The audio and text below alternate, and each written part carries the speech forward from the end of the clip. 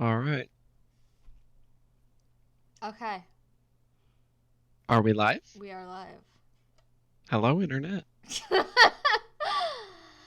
Today, we are taking on the extreme task of reviewing and tier listing all of the games that all three of us Every played. single game that Samantha has played this year. And you and Andrew.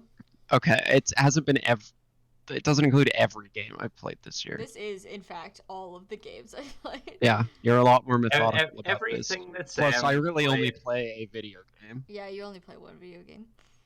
That's okay. But we will start right from the beginning. We're just going to go in order. And we do have a notes document here, so I'm just going to casually refer to that as we go. Before we start, does anyone have anything they want to say to the crowd? Uh, Of no I one. tried to think of something Hi, funny. Mom. Yeah, try to think of something funny to say. Couldn't think of anything that wasn't wildly inappropriate for a Twitch I feel stream. like So I feel like this is just sad if we don't have any viewers, though, right? I have no idea if we have viewers. there are five people. Hi, Alex. Yo, Alex is there. Hi, Alex. Hey, I'm here. Okay, so why don't we just get started? This first game that's on the list is a game called Discover My Body. I downloaded it from. I thought it was Explore My Body. No, it's Discover My Body. Oh. Explore My Body sounds way more sexual.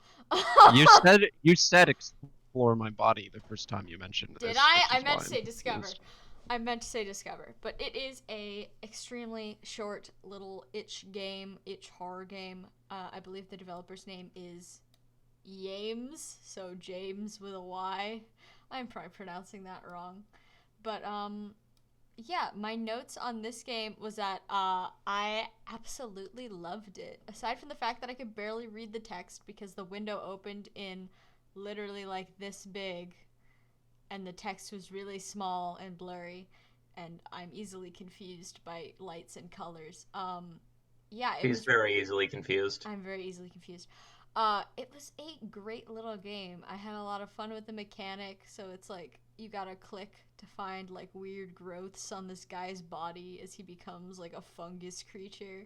It's really the aesthetic is really cool. I love all of this guy's games. Weirdly enough, like this is the only game I'm gonna say this about for all of the games on this list. But I wish it was longer because it was really short. It was like 15 minutes. And usually when it comes to games, I only want to spend 15 minutes playing them. Um, but Short attention span. I have such all a that. short attention span, it's not even funny. Hi Mallow, what's up? Hey. Mallow in the Twitch chat. Oh, two Mallow. Two of them, Marshy Mallow Wait. and Mallow Ninja. There's two. Two of them.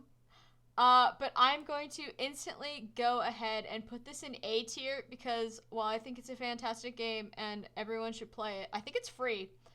It might be $2. I don't remember. I always pay money when I download itch games. But everyone should play it. It's deeply disturbing. The sound font they used haunts me. And it was great. I loved it. All right. Top tier experiences. Top tier experience. I had fun for the 15 minutes it existed. The next game is another one of mine. They're mostly yours. They're So like. no, they're half mine, half Andrew's. Actually, we were pretty much even. We both had about 40 plus. And yours. I've got like 6. Yeah. So it's gonna be a lot of me and Andrew talking, and then Annika. I actually play more video games by time than Samantha probably does, but I only play one video game. I already play a video game, and we'll get to Crusader Kings in a little bit.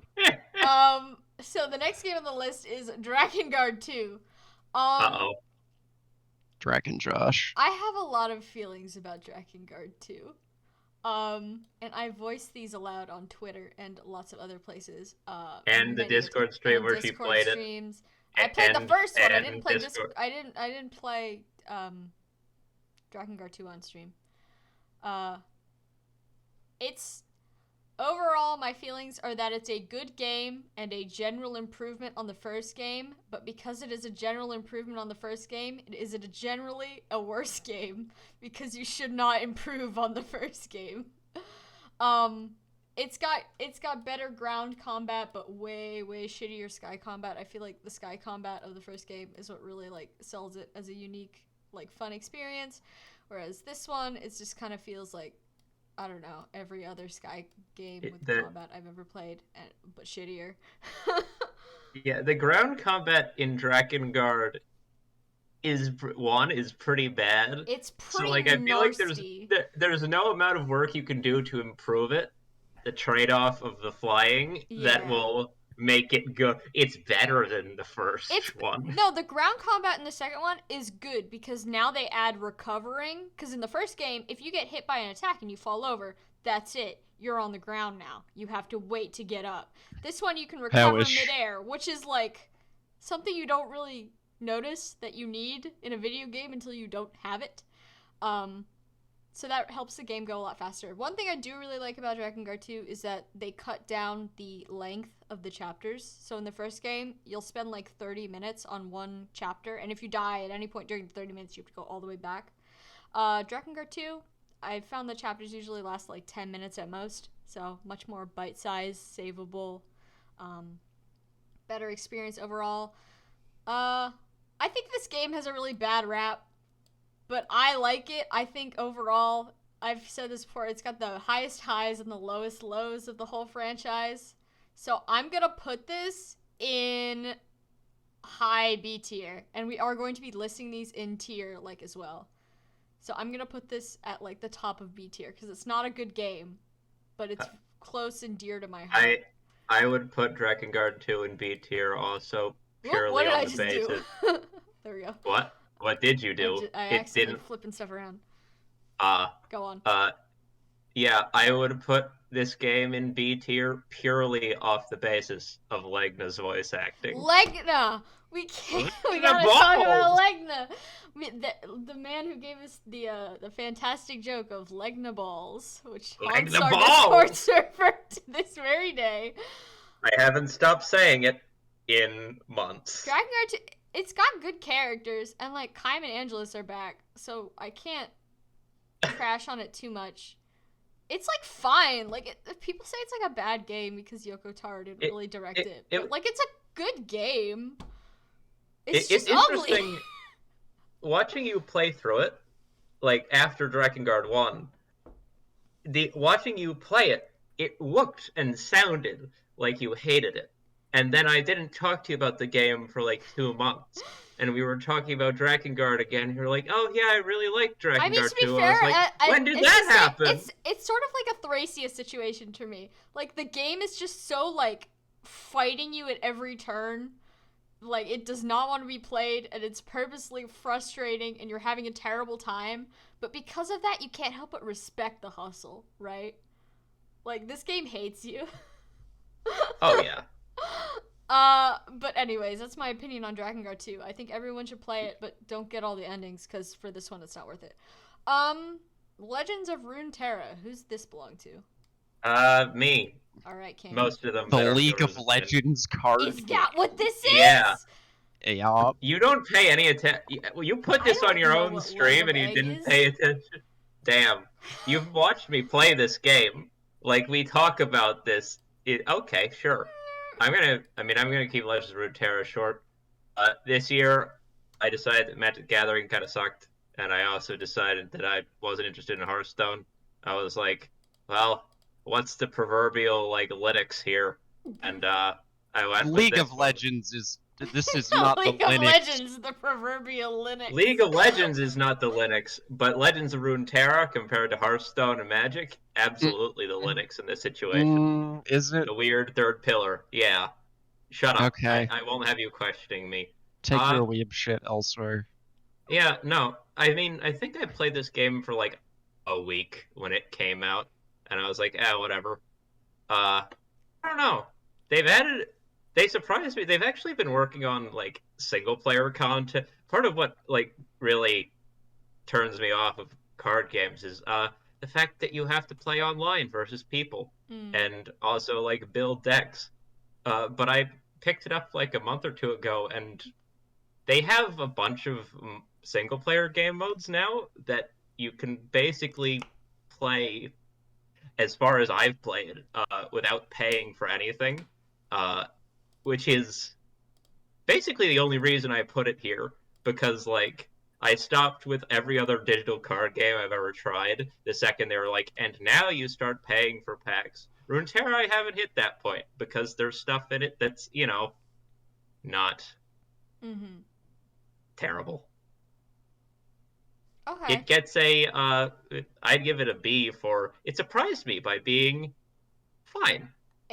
Would you say... What is the bottom tier? Didn't finish? Didn't finish? There's a bunch of Like, games on here that because I it's played, bad but I enough? did not finish. I feel like the association with League of Legends makes it deserve a C, but I'm biased. It could be more of a B, C. I don't feel... Look, let me say this, right? You look at where Drakengard is. You cannot tell me. Look, we all appreciate Drakengard here, but we know what Drakengard is, Chippy, right? There's worse Drakengard games on this list. Let me just scroll down a little bit to and it's better, this title. My point is, it does not go. This card game, for all that it is good and bad, does not go wherever Drakengard 1 and 3 go. It goes here, probably. B, maybe C. Okay, I'm gonna put it at the bottom of B tier. We can always move it later. Oh yeah, no, that's fine. Okay, so the next game on the list is Overland, which is a little tactical, I guess, zombie survival game. This one's automatically gonna go and didn't finish because, well, I picked it up. I got it at one of those like big charity bundles where there were like 3,000 games for $5 for some charity event or another. I don't remember which one. And it's like a good looking game. It's got a very nice art style, so I figured I'd try it out. But I don't like zombie games. There's just something about zombies just doesn't appeal to me. I can never get into it, no matter like what it is. And I don't know. I like tactical games, like I like SRPGs, but this game just didn't vibe with me. So I played like a level or two, and then I was like, okay, that's fine. So I don't really have anything to say about this game. The one thing I can say that I really did like was I remember really liking the sound design. I thought it had good sound design. The zombie noises were good. But yeah, that one's automatically gonna go into didn't finish because I played 2 levels and then said, I'm gonna go do something else. Yeah, we're not gonna dwell on that. Now, if you notice, the next game is on here twice, and that's because I played it twice. So Fire Emblem Genealogy of the Holy War. Dear Lord. What a game! What an experience! This game rewired my brain. It's going in S tier. And that's... I think you should put it in an S tier once, and then B tier for the second one. The one that didn't have healers in it gets to be yeah, no, D that's tier. exactly what I'm gonna do. So the first time I played it, I'm gonna put it in S tier because Genealogy of the Holy War. It's a phenomenal game. Like, it's got problems. Like, it's got hella problems, but it's a masterpiece. Yeah, if you follow me on any social media, I don't need to go into details. But for the randomized version, they didn't give me a single healer in the second half, which made the game very, very difficult. I have a question. Yes. Who's they? Who didn't give you a God, healer? I don't know. You. The Lord? It's your... What do you mean, they? The developers didn't choose this. You chose this. I probably could have like gone in and randomized like a specific character until they got to be a healer, but that takes like the fun out of it. That takes like the fun out of a randomized run. So I stuck with it, and it was... I had painful. fun. No, it was painful, but I had fun because like we got Master Knight Seliph, and we got Bo Lana, and those were really fun units to play with. Like you don't get those in the normal game. So I'm gonna put this one in A tier, but above Discover My Body. This was also like, I don't know. I played the randomized version with friends, and it's always so fun to play with friends. So that just lifts my opinion of the experience up so much higher. But yes, FE4 masterpiece. Go play it. Let me just look at my notes for this next game. I already know what it is, but okay. This next game, it's called The Whispering Willows. It was a game that was for that, what was that console? The Ouya? Or some shit like that? I got this game on Steam in, like, high school, and then I was like, I'm gonna play this eventually, and then I only played it this year. It's not a very good game. It's extremely short, which, as I said before, I love it when games are short, because I hate paying attention to stuff. But, like, this felt short in, like, a super unrewarding way. Like, I was glad it was over, but, like, the whole time I was playing, I was like, when's it gonna end? When is it gonna end? Because, like, just the mechanics weren't very fun. It's a game where you can, like, turn into a ghost and you, like, solve mysteries, like, about this old house. Oh, so it's basically the same exact game as Beyond Two Souls. No. I have not played that one. Is that one of the David Cage games? It's a David Cage game, yeah. Yeah. I see. Don't listen to me. Now. I'm dicking around. I'm just here to talk about Crusader Kings later. I know, Best. You will get there. It's down here. Don't worry. It's in the future. But as far as, like, plot goes, the plot was, like, okay. It was about, I'm, like, blanking. Oh, it was about, like, this family that, like, murdered a Native American tribe or something. It was, like, something super serious. It was like a super serious plot. And that's not what I don't have a problem with that. Like, that's like a interesting thing to tackle, but like it was just done in a really, really boring way. Like, really boring. It was not fun. And it didn't make a lot of sense. And there were ghosts, and it's just, okay. If you're going to, as a writer, you're going to take your foot and just jam it in the middle of a potentially sensitive topic or something. Potentially. Yeah, potentially. There were some like NPCs. Like I have written in my notes because I read the notes as soon as I finished a game. So Sam of the Past wrote that an NPC called Darby was interesting, and I believe that's a guy who like killed a child and then spent the rest of his life spiraling, which is interesting. But other than that, nothing stands out to me in my memory. And also, I hate to say this, but like coming from a game art point of view, this game ugly as hell. Yeah. Like the cutscenes were very, I'm gonna say, unprofessional looking for like a console release. Like the art did not look finished, and I don't know. I did not enjoy this game. I'm gonna. It was the Ouya, Sam. Come on. I don't even. What the fuck is an Ouya? Yeah, good question. Ouya balls. I don't know. Shout out to Mallow in the chat with a quote. I don't mind when Native Americans die, but I do mind when it's boring. Oh no! No, that's not it. Cancelled. Oh god. Okay. Well, I think they tried their best, and I don't think it slipped into any territory that was like, you know, distasteful, but yeah, it did the opposite by being extremely boring. It was spoken aloud. It's canon now. Oh no! What? Mella! All right, enough of this. Let's talk about Drakengard 1. Uh-oh. Drakengard 1 is a C tier game that I'm gonna put in S tier because this is my stream and I can do whatever the hell I want. Hold on, I have notes for this. 1 second. Yeah, you do. I don't remember what I wrote for my notes. Okay, in my notes, the first thing I wrote was, legally I cannot say it's a good game, but I do love it. That's true. And the next thing I wrote was, when the seals are broken, the panties hit the floor. I don't remember writing these notes. The notes in this game are like feral.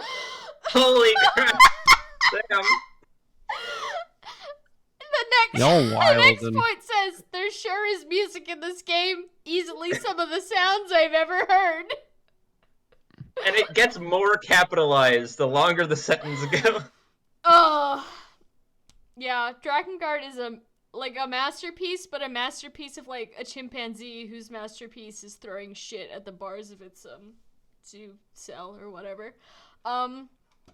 It's a very bad game, but I do think everyone should play it just because it has such a uniquely pungent atmosphere that sticks in your bones. And the plot is that's a hell of a insane. statement. Yeah. It is a C tier. It is a C tier game. My brain wants to put it in S tier. I'm gonna compromise by putting it in A tier. Sure. It won't let me put it high. Okay. It did not want me to put it higher than Genealogy. It's better than Genealogy of the Holy War? It's better than randomized Genealogy of the Holy War. Is it? Okay. The only reason I'm not putting it in S, and this is my honest opinion, is because, well, obviously the gameplay is... Because that's totally biased? Yes. Well, because obviously my perspective is biased, but the ground gameplay is a slog. But there's one very specific chapter at the very end of the game, during like one of the like final endings, that takes like 45 minutes to complete, because it's just in a tight, cramped corridor, and the camera is auto-locked to everywhere that your character is not. So you can't see shit. Yeah. You're walking into walls. What was the statement? The final boss of Drakengard is the camera. The final boss of Drakengard is the camera. That's the final boss of Drakengard 3, and we're going to talk about that on this list. So I played all of the Drakengards this year. I it love feels like it's been an 3. eternity. That's my favorite. Is 3, to be honest. Is that because there's boobies in it? Oh my god. I like Zero. She's a fun character. Because of the boobies? Screw off. She's not saying no. Alright. Lesbian. I'm not gonna talk about Drakengard anymore, but it's a good game. You should play it. She said, lying. I thought you weren't legally allowed to tell people that. Legally, I'm not allowed to, but I love breaking the law. Alright, Cheppy, what's Heat Signature? Heat Signature. Oh, that's a banger. Yeah, people who made Gunpoint. And when I say people, I might mean person. I think it's just a dude. At least no, I think it's Gunpoint just was. a dude. I don't know about Heat Signature, but... Yeah, Heat Signature. It's a top-down roguelite-ish shooter thing. Whose main draw is that you can totally punt people and yourself out windows into the vacuum of space. Oh, fun. I mean, Smart. Yeah, no, I went to shoot a dude, missed, hit a window, sucked the entire hallway out into the void of space, died suffocating in darkness. It was a good time. Yeah. Nice. So this goes in A tier for that alone. Where in A tier do you think? Around where I would not dare challenge your Genealogy and Drakengard combo there. Around equal-ish to the Explorer. It's the same sort of vibe. It's an indie game that was I didn't play it for that long, but I enjoyed the hell out of it. It's a nice little indie game. Yeah. We in the indie game industry have to respect our fellow indie gamers. Except when we don't. Fuck Whispering Willows. Really stuck the landing. Well done. Alright, what's this next one? Banished. That's Banished. Which... Oh, that's the crunchy city building survival game. The crunchiest. The crunchiest. And I picked it back up this year. I've played it before, but the difference this year is that at the start, in like January, I went on the Steam Workshop and I found a mod that was like 40 other mods for the game, all just compiled into one. And I was like, yeah, this will have no consequences, and I installed them all. And it's... Where do I even put Banished on here? Banished? I tried to like Banished, and it's just... Yeah. It's so... It's weird. I don't want to it's say like, it's difficult. It's like it's not difficult in a hard to master the game mechanics way. It's difficult as in like the game actively resents you for attempting to play it. yeah, no, it's like playing Sim City or City Skylines, but if at any given point your people could just run out of food and keel over and die, which does not sound like a good sales pitch because it's not. Uh, There's a but very similar indie game called Foundation, which is a similar like medieval era city builder survival game, but it focuses more on the economy and less on the suffering. Like this is a game for like simulating like medieval Russia. yeah, so all of that said, we've just made Banished sound horrible. Which, I if mean, just I'm look at how I being talk again, about my favorite games. yeah, no, if I'm being entirely honest, all of that stuff we just said is my opinion. And then I go over and I look how much I played this game this year, and it's more than a fair more than most of the other games on this list. Not combined, dear God, but uh yeah. Maybe I'm just messed up and I like my sim games with a healthy dose of society collapsing. But you know, I'm down with Banished being in like B, C, probably above Runeterra for me because I Runeterra's an actual functional game, and I feel like that thing's at a few points. Yeah. Oh, we like a little crisp around our edges here. Yeah, My and my I noticed personal that. my personal rule of thumb is 70% functional, 30% jank. And Oh yeah, that's the and good like formula. I don't know which mod it was, but one of them just added a bunch of animal models as like stationary figures that you could place around. But there's also like living people in the game. That's how the mechanics work. So I just had like fields of like dead-eyed cows walking around at one point. There was that one time that Sam made me put like a bunch of like foxes or something lined up on a pier No, it was a bunch overlooking of deer water. statues lined up outside your town Yeah, just a hall. bunch of like stuffed deer just right outside the town hall, just like For normal spammed across. reasons. Yeah, we have problems. We should move on. Alright, Islanders. Who's this? Also, me. Uh, Hello. I also played this one quite a bit Oh, this year too. both Yeah, of you. it's It's a fun little it's puzzle game. it's Sorta. a It's not really a puzzle game in the traditional sense. you get pieces of a town and you have to put them down, and they give points based on what they're near to. So like you want to put, like a lumber mill near trees because no shit. Mm-hmm. Uh, and you just sort of try and keep putting the pieces of your little town down to grow it bigger and, not bone yourself by running out of Bones. points. Yeah. Uh, it's good. Probably deserves to be above Banished, but do I want to put it there? This is a Um, personal Uh, feelings tier list, so put it wherever yeah, you I want. don't know. I would put it where Banished is and move Banished down a tier, but that's just I feel like that's valid. Not down a tier. Oh. No, no. This is my. I'm the one Like who put this? Banished on here. I get to get yes. It Okay. stays there. Banished stays, Annika. okay.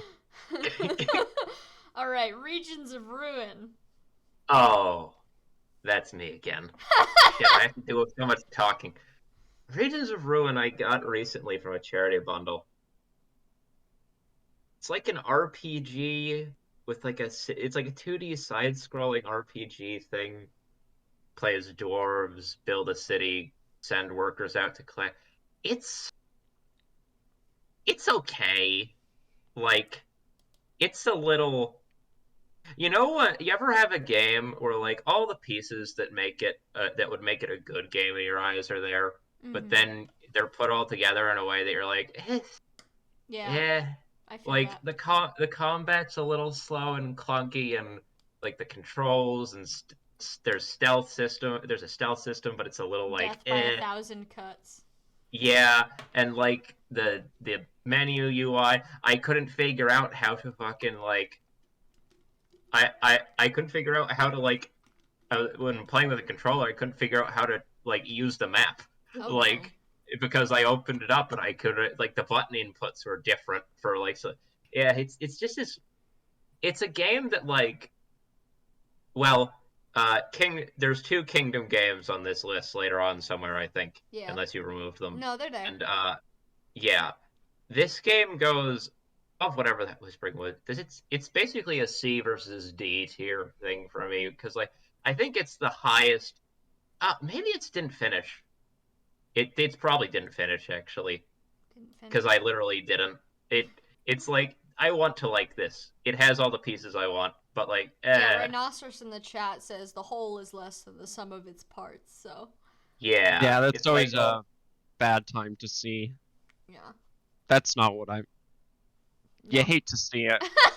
yeah, We got yeah. That it's. I think it still worked. I think the choice of words still worked the first Yeah, time. it did. It just wasn't what I was going for. Whatever. Yeah.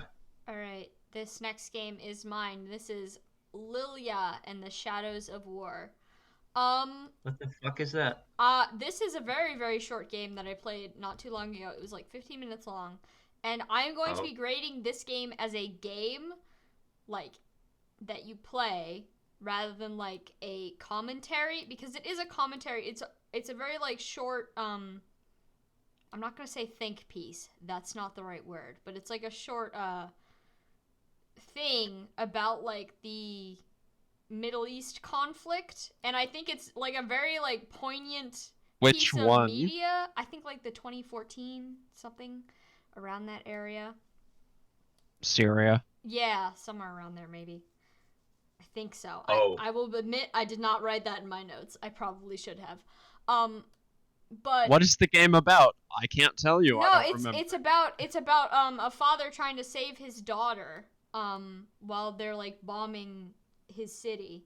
And I think from like a like plot and like I guess What's this like thing called? global, it's called Lilia and the Shadows of War. An interactive media experience. That's a good way to put it. I think that from like a spreading awareness point of view, this is an excellent game. Because obviously that's not something people tend to make games about unless you're like Call of Duty and you're doing it for all the wrong reasons. But as a game, it is not a like. There's like a sliding scale. Because I don't think a game like a interactive media experience like this should be fun. Because it's about like the real life destruction of a lot of people's lives. But it's not like not fun in a way that feels impactful. It's very like, okay, you have like this super like, okay, intense story, like a father watching his child die, but like you also have weird like platforming. It takes place in Gaza. Levels. Yeah, okay. I just That googled sounds it. right. It takes place in Gaza. Yeah, there's just like a It's lot about of weird like Palestinians. there's a lot of weird like game stuff just kind of like shoved in there. Like there's a platforming level. There's like, oh, you have to dodge like a missile or whatever. And I just felt like, okay, like I get what you guys are going for, but as a game, I don't think it's very good. And because of that, I am going to put it in D tier. And I recognize that just like a couple people made it, so obviously I'm not trying to shit on them, but I don't know. I felt like it didn't really accomplish what it set out to accomplish in a way that was meaningful. Like it didn't stick with me. If that makes Out sense. of curiosity, as we move on, are we using the didn't finish tier as like the F tier, or are we using it as the There is no F tier. D is the lowest tier. F tier, okay, if you have a game that you played this year that's an F tier, I will make an F tier. Like if there's a game you hated enough that it goes in F tier, I'll make an F tier. Nah, I don't think I have any of those. Okay.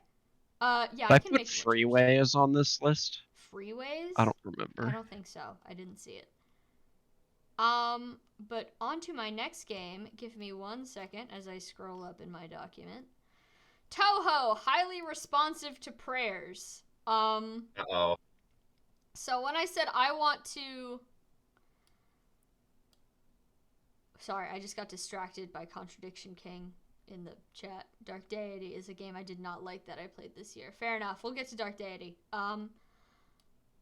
Toho, highly sponsored to play prayers. So when I started playing the Toho games, I was like, okay, I like scrunkly old games. I'll start from the very beginning. And I'm glad I did because I actually like this game quite a bit. It's very crunchy. I like the mechanic. It was kind of like playing pinball in a lot of ways. The music was obviously stellar. It's a Toho game. They all have fantastic music. The flashing lights actually made it quite hard for me to sleep after I played. I found myself kind of like sitting in bed and my eyes were still like flashing. So, don't know what that was about.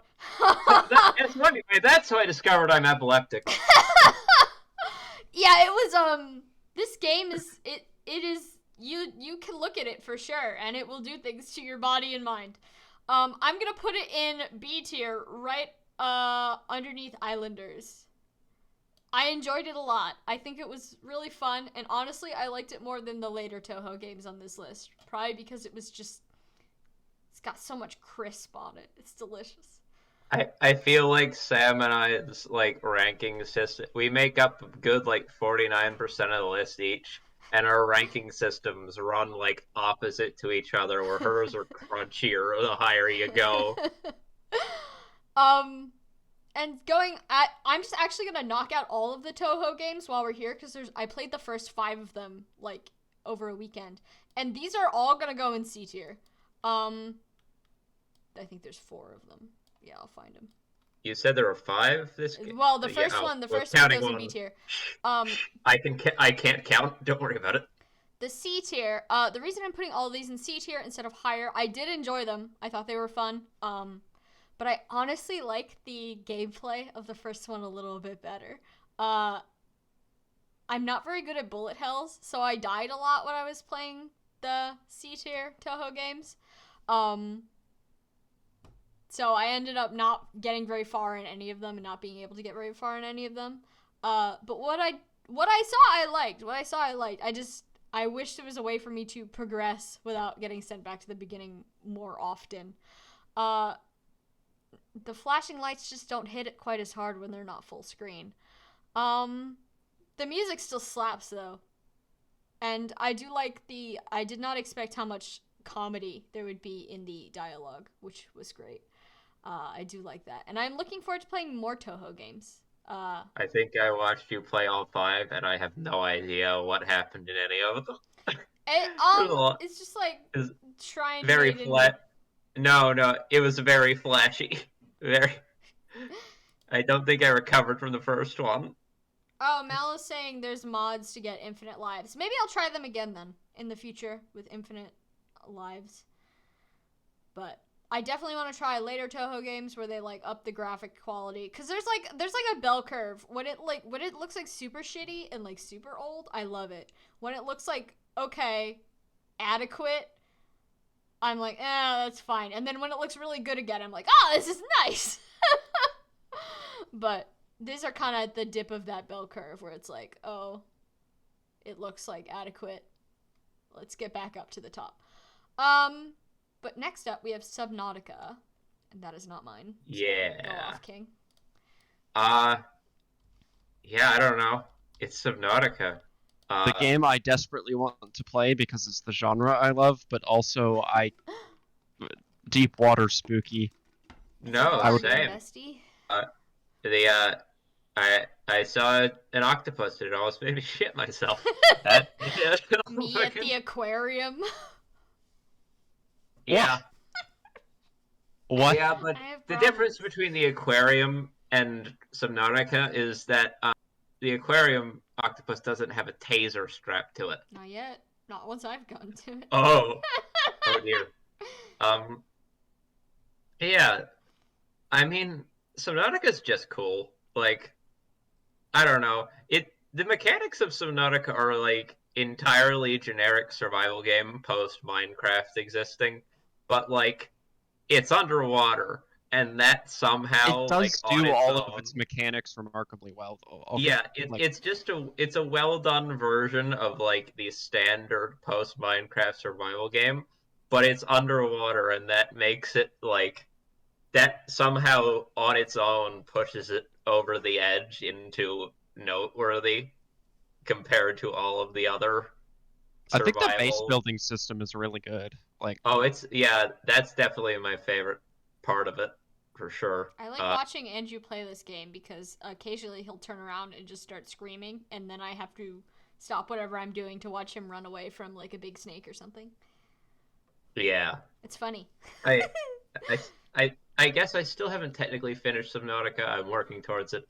Slow. The one thing on that note that I can say against it is that the pacing, as with all strategy survival games, is a little. It it can go. I spent forever just looking for like the part of an upgrade that I needed to progress like across the entire fucking map, and it's a little,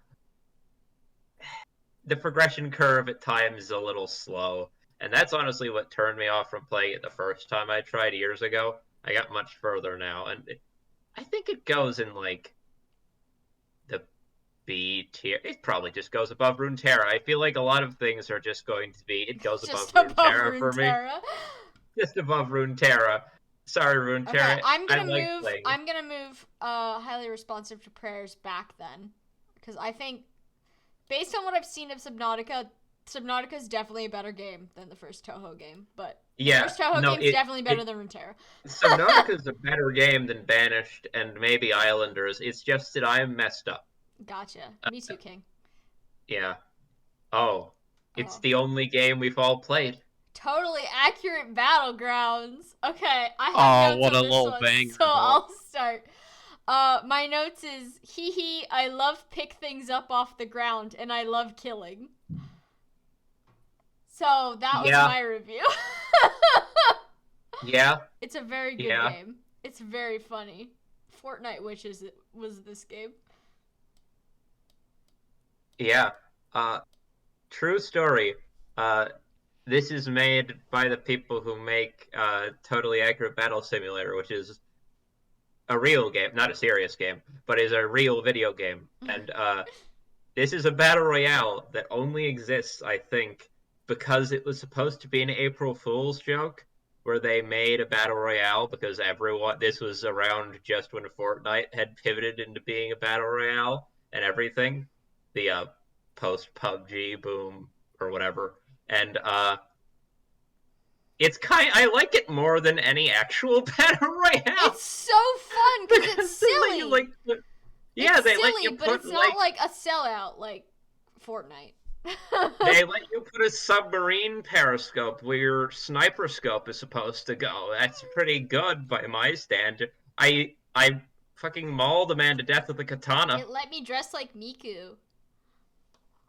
By that I mean I made Miku in the character maker. It gave Sam so many ways to abandon me for dead in the middle of the battlefield. There's a beatbox button. I put that under my notes on the OST because I have a specific bullet point for a bunch of different game aspects for all these, and under OST I have the beatbox button counts, I think. So yes. I almost forgot the single most important thing about this game is that the physics are bad in a very intentional way. It's and so fun. Instead of having the standard crouch crawl buttons for a shooter, you have crouch and flop face first onto the ground and wriggle around in whatever direction you hold the arrow keys. And you follow raccoon rules, where if your character's head can fit through a hole, all of you can probably fit through the hole. No collarbones on these bitches. I spent hours this year lurking stuffed up inside chimneys and in cardboard boxes in the corner of rooms, just lurking, waiting with a shotgun for the first person to try and enter. All right. It's great. I think this is either a high B tier or a low A tier game. What do y'all think? I think it's A. I'm tempted for A, yeah. A? Okay. I'm gonna put it at the end of A. I'm not good at that game at all. I think I've gotten maybe 5 kills over my entire time playing, and I've played maybe 10 hours. So it's true. I swear to God, in multiplayer, my most common experience is going, okay, Sam, we've got to, and then it says she's like 2 miles away. Like, I look away for I 10 play that seconds. game to pick things up off the ground. That is like the gameplay loop for me. Yeah, Spawn in, grab item, die. Half the time you end up picking up my goddamn corpse after you leave me for dead. I love picking things up. I'm like a little hoarder. Yeah. But it's a good game. We should move on. Next is Final Fantasy VIII. Let me hold on. Let me limit my notes for this one. Hello. Hello. Oh, that's what that is. Final Fantasy VIII. Okay. I mean, it's a Final Fantasy game. The gameplay feels good. It's tried and true. They know how to build their RPGs over there at Square Enix. The story was fine. I thought it was a little less interesting than like 7 was. I know that's like not good to compare all the other Final Fantasies to 7. But I don't know. It's fine. It's like okay. It was good. The music was really good. The aesthetic of like all the monsters was really cool. That's one part I really did like. The length of this game. These Final Fantasy games just do not end. They just keep going. I must have spent 60 hours or more on this game. Maybe the most common thing in Sam's giant notes document is just, this game is too long. Repeated over and over. More often than not, it is written as this motherfucker would not end. But, that is how I feel about this game. It did start back up, like, in the, like, last third. I think, like, the first 2/3, I was kind of, like, dragging my feet a little bit. But in the last third, it picked up, like, when you're fighting, like, Ultimecia and stuff. That's cool. I like going to, like, the time castle or where the fuck she was. That was cool. Overall, I had a pretty good time playing this game. I like that there was a cowboy. That's always a highlight of JRPGs when there's just a guy with a gun. But I'm gonna put this in, like... It's not a C tier game. I definitely had more fun than that. But I'm gonna put it in low B tier under Runeterra. Yeah. Yeah, I mean, I like Final Fantasy games, but the thing about JRPGs is that they're such a time investment, and why would I play a 100-hour game when I could spend 100 hours playing Tales of the Abyss? That's my stance on JRPGs. Oh yeah. Oh, I forgot to talk about Cactuar. Cactuar. Sam owns a little Cactuar plush now. His name is Terrence. Dwyer named him. I love him so much. That is the one thing about this game that I'm like, hell fucking yeah, bro. Cactuar. Yeah, Dyer's in the chat. And you will call him by name. Terrence, my beloved. He's right next to me. He's in the creature basket right next to me. But yeah, that's the one part I really did like. Cactuar. I don't know how to pronounce it. He good. But next up is Kadelka, and let me just Google this motherfucker. Don't fall asleep. Oh my god, yeah. To start off, the song. May I? Is this Wait, the hold one on. Contradiction King wants to know what my creature basket is. References? My creature basket is a basket next to my desk of all my non-Spud stuffed animals, because the Spud bowl is simply not big enough for things that are not Spud. So, Terrence is in there. I have a snake plushie named Dave. I have Snom. I have a spider. Reginald Creginald lives in there. It's got all my boys. Yeah, Spud Bowl! That's where I keep all the Spuds. They have a special bowl. But anyways, Kadelka. What a game. So, is this the one with the woman's corpse crawling around to the ceiling, but with, like, the Kabbalistic tree of life drawn on her back? Yes. This game has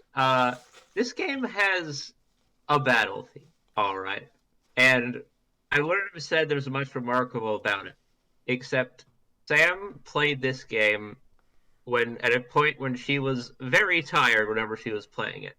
So she has somehow managed to Pavlov herself, where whenever she hears the Kudelka battle music, I'm just she like, starts good to night. calm. Yeah. It's the specific song is called Waterfall because I downloaded the whole OST onto my phone because it has a beautiful OST. I do love the songs, but for whatever reason, Waterfall, the like random combat enemy theme, it's just like sleepo beepo music. I like instantly want to fall asleep. I was at work one time when I worked my old glasses store job, and I was listening to like Kudelka music on my phone because I had just beaten the game, and I like Waterfall came on, and I was just like, why do I feel like I'm gonna die? Like I'm so tired. But aside from the fact that it makes me go to bed, I love this game. The weird turn-based grid, like SRPG combat was so unexpected from a survival horror game. I've literally never seen anything else like it. The characters were fun. The voice acting for a PS1 game, like it's not good voice acting, but for a PS1 game, it's good voice acting. The plot's great. Nothing like a resurrected woman. Orson reacts in the chat only. The designs for the enemies are really awesome. That's the reason I started playing it, because some people sent me like images of all the enemy designs. I was like, wow, that's evil looking. I simply must partake. It's a little bit on the short side, but like I prefer it that way, so that was fine. Yeah, it's just like a really crunchy, grimy old game. It's got like that same film of like orangey, like crud over it that Drakengard has that I think is beautiful. This is like an A tier game for me, I think. This is like high A tier. Maybe like above my randomized genealogy run. Maybe above Drakengard. It's objectively a better game. Boy. I love Drakengard, but I can't say that it's quite as good of a game as Kudelka. Yeah. Mallow says in the chat, I love how Kudelka and Edward bond over how much they hate James. Yeah, I really like the party dynamics in this game. Like, there's just a bunch of people that, like, don't like each other. That's my favorite type of JRPG party. Like, when they're all friends and they all love each other, like, that's fine. But give me a group of people that just fucking hate each other. Hey, bitch, what's up? Sheppy rude moments. Alright. But yes, that's how I feel about Kudelka. It's a good game. You definitely should check it out if you have the chance. Next up, a little game. I don't know if you guys have heard about it. It's called Hollow Knight. Yeah, I put it here. It's Hollow Knight. It goes in S tier. Why the fuck are you asking me questions? But is it better than Genealogy of the Holy War? I know what my answer would be, but it's your stream, and if I was honest, I think I would get banned. So go ahead. No, I think honestly, you're probably right. Genealogy of the Holy War is a masterpiece, but it's a heavily flawed game. I can't think of like a heavy flaw of Hollow Knight off the top of my head. As far as Hollow like Knight is indie game Wonder Childs go, that one definitely belongs at the top. The only flaw I found in my entire playthrough of Hollow Knight is the fact that the sequel isn't out yet, and people on the internet are losing their minds waiting for it. No, it's probably the best Metroidvania I've ever Contradiction King brings up a good point. Hollow Knight doesn't have Finn in it, so that definitely knocks a few points off. But I think it still deserves to be at the very top. True.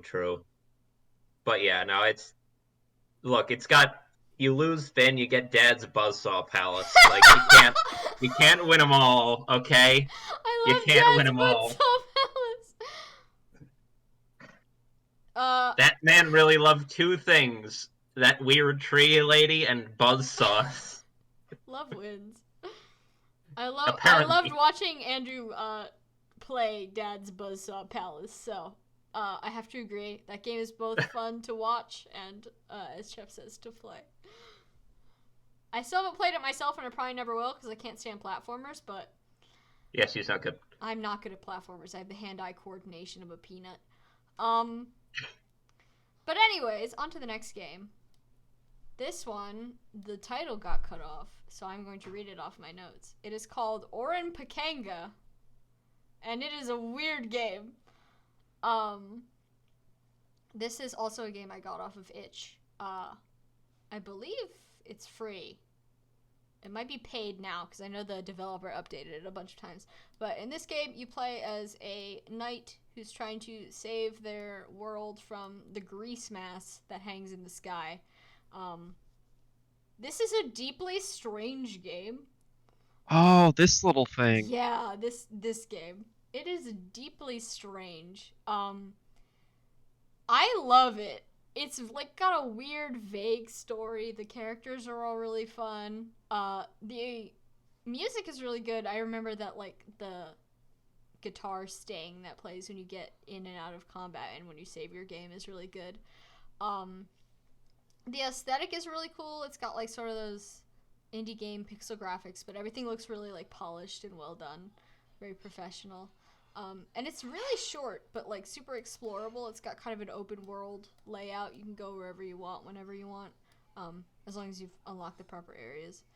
My only critique of this game is that, at least when I played it, the developers probably fixed a bunch of stuff, because like I said, they're continuously updating it, is that there were a bunch of like weird bugs that I kept having. Like in combat, some stuff would just like not work.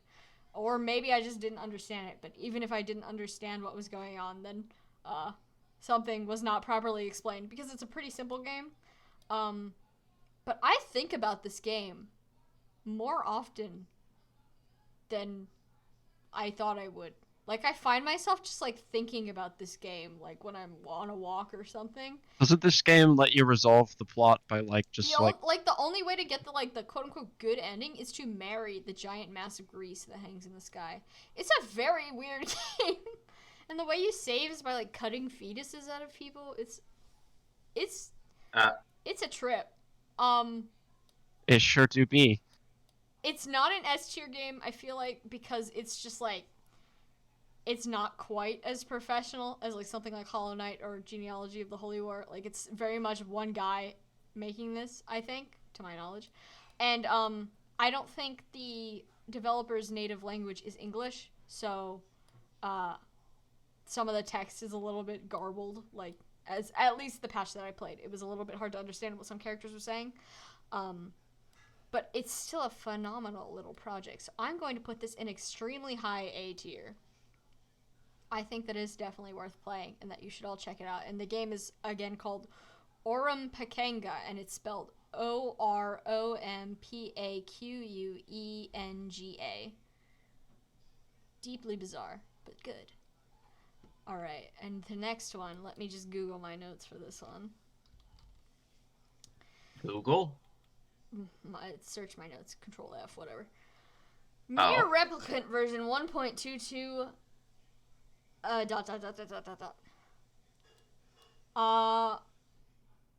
can place this right now in a tier, but I'm not going to. I'm gonna give my notes first. This is a phenomenal game. I've never played a better remake in my entire life. I think that most of the things that were changed in this game were absolutely necessary changes, and I think that they left all the good parts and took out most of the bad parts. The fishing game is still as is, but you know, a little bit of crunch across the top never hurt nobody. But the music is beautiful. The party, like the main cast and all the supporting cast, are wonderful. The plot made me cry. The combat is super tight. The only thing there's like a couple of tiny little gripes I have with it. Some of the content they added a bunch of stuff that was cut from the original like Gestalt and the original Replicant release, and I felt like a lot of that kind of dragged. Like the extra boat chapter they added was kind of a little bit of a drag when you had to do it like 3 times.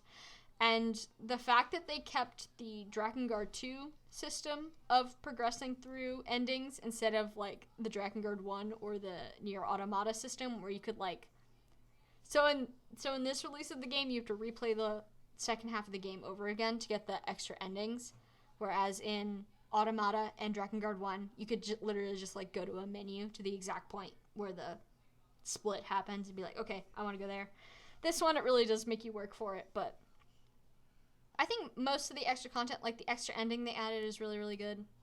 I wish some of the characters got more development in form of new quests. Like, I think Vice needed more quests, and I think Emil might have benefited from more quests, but overall, phenomenal game. That's S tier, and I'm putting it above Hollow Knight.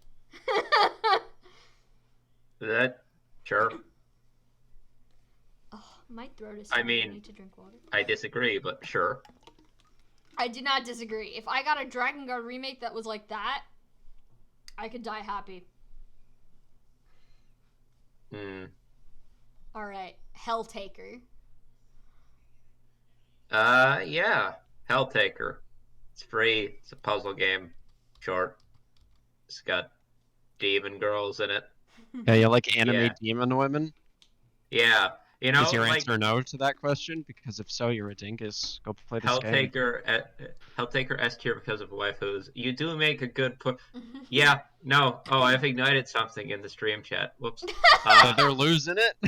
a little bit. Yeah. It's fine. No, they're right though. I don't know. Yeah, if they're it's still actually right though. I don't know if it's actually S tier, but it's definitely up there. I would put it higher tier. It's higher. It's definitely higher than Heat Signature. Oh, is it S tier? Oh shit! Is Helltaker?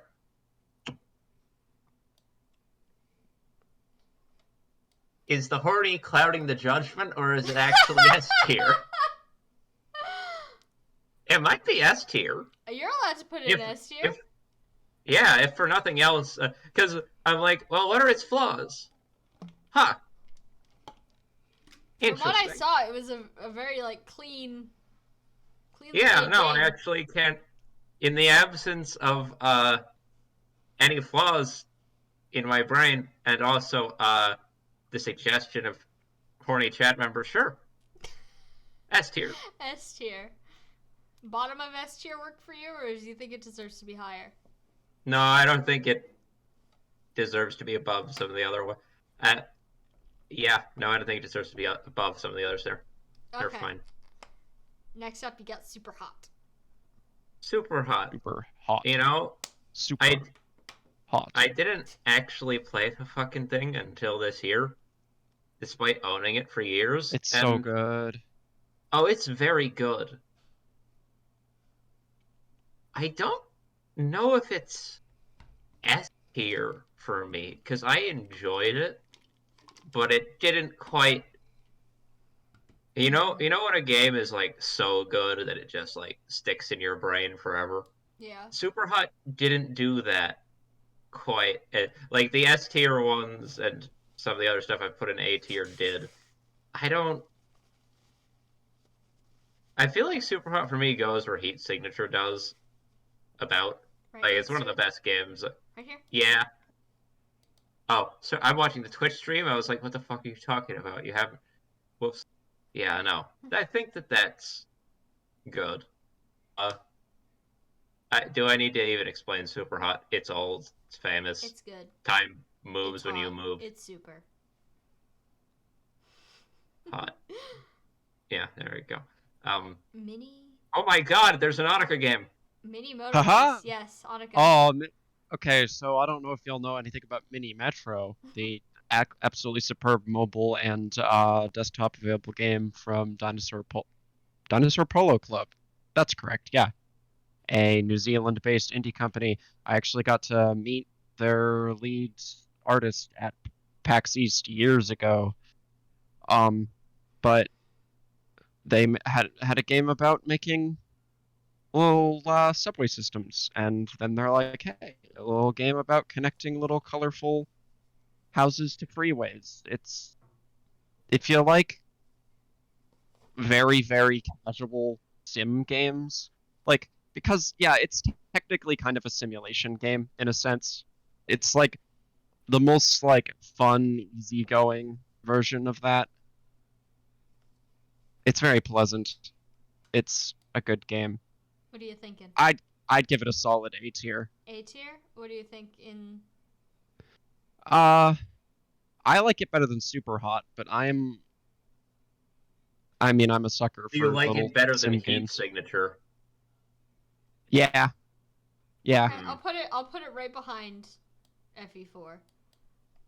Does that sound good? Yeah, that's good. All right. I'm not really paying too much attention to the individual things within the tier. That's valid. I am. Because it's my stream. Alright. The next game is Arrow. So this is a funky little rhythm game that I picked up from I Don't Know, that I played earlier in the year. I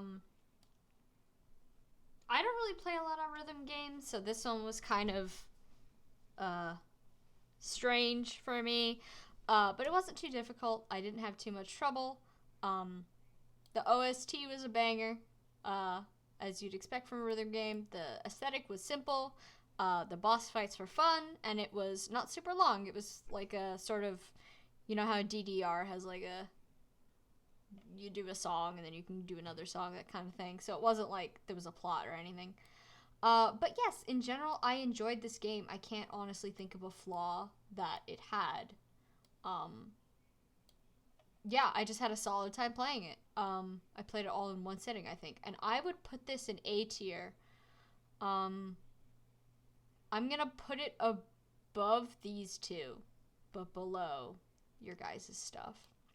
Because again, I can't think of a single flaw about it, but it's just, it's not what I usually play.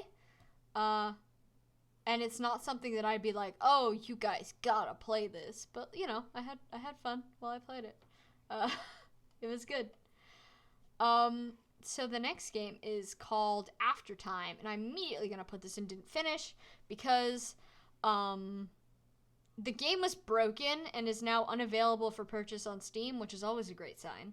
The soundtrack was kind of cool, but I didn't get to hear very much of it. The graphics were fun and cute, but I don't know. There was just something about it that felt very off, kind of like as if it was made using like a pre-purchased pack of assets or something. And obviously, I don't mean to say that that is what that is, but I don't know. It was translated from a different language. I could tell that it wasn't a native English speaker who had made the game, and the translation was pretty sloppy. I got weird vibes from this one. It felt a lot like a freshman project, but that's. I have no memory of this game. I played it for literally like 10 minutes before I was like, okay, this game is busted. I can't play it anymore. Yeah. But I still wanted to include it because the art was cute. Like, if the art was made by the development team and not purchased somewhere, like, they did a great job. And the music was fun if they made that as well. But it just gave me like a weird vibe. It gave me a vibe of like, oh, this doesn't feel like a team made this. This feels like somebody made this out of parts that they purchased. Which isn't a bad thing, but, you know, I can't grade that on the level of something where it's like, oh, you know, the Toho guys are out here making all their own shit. Like, I can't put those two on the same scale, ethically. Next up is Alex Hunter Lord of the Mind, which is a hidden object game, and I don't usually play hidden object games, but this was actually quite a refreshing little experience. I was expecting to be very bored, but I was not. I had to use a guide for like the last half of the game because I am brain dead. I think I remember this one. This was a fun one to watch you play, I think. Yeah. I was expecting it to be really boring because you see, like, on Steam they have the like these big packs of hidden object games that like moms play, and I'm always like, oh, why would I waste my time playing this? And then I got this one for free, so I was like, I'll try it out, and I actually had a lot of fun with it. I do remember this game did jump scare me at one point, which was hilarious. Because it wasn't even a scary game. It was just like a loud noise that happened and I like shit my pants on the couch. The sheer amount of time, you know, the 2 nickels thing for fucking pants shit. We've mentioned the pants shit. Yeah, it's a theme somehow. But yeah, I thought this was a good game. I'm gonna put it in B tier. I'm gonna put it at the bottom of B tier, just because it didn't do anything like cool or innovative. I like think about it from time to time. Like I think about it fondly from time to time. Like, oh yeah, I had fun playing that. But it's not like, wow, this really changed my perspective on the point and click genre. Like no, it was just fun, and that's all it needed to be. This other game, on the other hand, let me just look up my notes for this one. Aporia, Beyond the Valley. Okay, this game, I looked it up. This game is made in the CryEngine, but it feels like an Unreal Engine demo, which I know might not mean anything to some people. But, like, playing it, I felt very much like, okay, this feels like a tech demo for, like, a engine. And maybe it is. I don't know. I don't have a lot of experience with the CryEngine. But it's a very beautiful looking game. Big sweeping like nature scenes. It's about finding puzzles. You use like this technology glow stick thing to like solve puzzles and like discover what happened to the world around you, because like the world is empty and you have to explore ruins. It's the glow. You remember? It's the glow Yeah. stick game. And there's the like glow a bird man that follows you around. Okay. Yeah. I hate games. Okay. I hate games where something chases you. In middle school, I was very convinced that Slender Man was real and that he was coming to get me. And I have had, like, nightmares about that vague, like, scenario of things ever since, like, I was a young child. When the Lucky Luciano... Oh, hello, iTunes, don't update. When the Lucky Luciano meme came around, I started having those nightmares again because I would make eye contact with the, he had to do it to him guy. In the images. What? Yeah, I have a lot of problems. One of my greatest fears is making eye contact with someone over a long distance. So, a game where a guy in a bird mask basically just does... Yeah, Dwyer, the killer, the killer! I've been aware of the killer since birth. Exactly. But somehow, I managed to play this game for enough hours without encountering the Birdman that I didn't realize there was a Birdman until, like, the second to last area of the game. And I don't know how this happened, because, like, according to the Steam, like, reviews, they're like, oh, the Birdman's always on my ass from, like, moment one. I'm like, I didn't even know there was an enemy. I didn't even know this was a horror game until I was almost done with it. And then he attacked me, like, 5 times. I was watching you play. It was clearly a horror game. I was like, oh, what a lovely little puzzle game where I use my glow stick. Were you just like walking by the ominous Birdman in the distance? I totally didn't see Holy cow! I thought you knew. I thought you were just more chill than you are. No, I was just like, okay, I'm so focused on the puzzles, and apparently I did not see the man, like the Slender Man enemy, just out of eyesight. But holy shit. Your survival instincts are... Oh. Whoa! But I really do love the plot of this game. It's, like, a very, like, interesting story about the civilization that was sort of brought to its knees by an illness. I played a lot of games about plagues over this plague, but... Subnautica is also on that list of plague. There's a lot of plague games here. Hollow Knight is a plague game. I started off this pandemic with Pathologic 2. Like, that's not on this list. I played that last year. But, damn, lots of plagues. But, yeah, I thought the story of this game is really nice. Like, the end part where you find out the Birdman is, like, your brother or whatever. Like, that was... I'll admit, there was a tear at the corner of my eye. I was feeling emotions. So I'm gonna put this in, like, can I put it between Mini Motorways and Superhot? I think it's, like, it's very middle of A tier. Because it definitely still feels like an Unreal Engine demo. But, like, with feeling. Like, someone clearly put lots of love into it, and I love when games have love in them. But next, anyways, which one is this? Kingdom? That's Kingdom? It's which the one with the dots at the end. Nothing meant to last or something like that? Nothing lasts? That's just the first one. That's just a tagline. Okay. Can we do a repeat of the Toho games and just do both Kingdoms at once? Okay, yeah, go ahead. Let me find the other one. Here it is. Yeah. So, I mean, I said earlier when we were talking about Regions of Ruin that it's a game that like a lot of stuff that was like this is cool, but it could be better. It doesn't play that well. Mm-hmm. And Kingdom Newlands is literally like I played Kingdom Newlands like 2 months before I played Regions of Ruin, and I was like, I could just go play that other one again. I think for me, Kingdom goes in like, see, should I explain what they? It's like a 2D side-scrolling city tower defense thing. You run around on a horse, just throwing money literally at the peasants and hiring them to defend your little campfire or whatever. Mm-hmm. And the first one is like C tier. I'm gonna follow the Toho structure with this. First one's C tier. Upper It goes lower like C tier. I mean, I don't know what your opinion of the Toho games is. I would put it roughly. I have just wherever, man. I'll put it above, just because I feel Okay. like it's newer, and from what I saw of the game, it seemed like it was more Yeah. held Kingdom- together.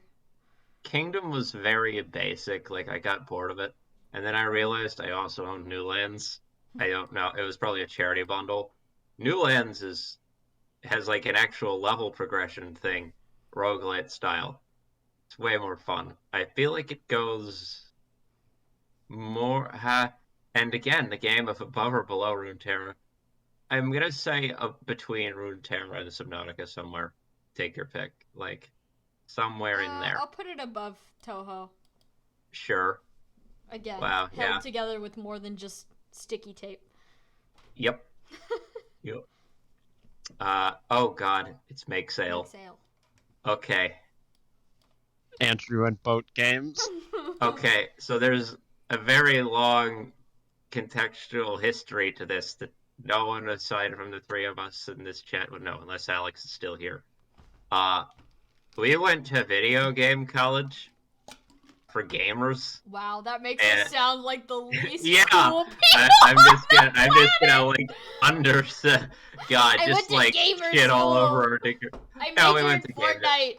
Yeah, we went to game development school, and like I spent what must have been about 2 semesters working on a project where it was like an ice boat physics simulation, where you like had a boat, and I was simulating like the wind direction and like the angle of the sail against it and everything. Horribly traumatizing in the way that college final projects tend to be. Like multiple all-nighters, the whole deal. And lo and behold, in a charity bundle, like last month, I open it up and I'm like, it's a sailing game. I'll try it out. And I'm like, my God, it's like the exact same deal. Someone's already like selling this concept. It's already there. Well, shit. As for the game itself, I think it's very cool. However, this is an early access game, and it is definitely an early access game. I am torn between, I feel like it's gotta be in didn't finish on the basis of what I played of it, I enjoyed, and it's like one to watch for me. Like I want to play it again at some point in the future. But it like I had shift designs that just sort of like deleted themselves. Like the lighting is a bit jank.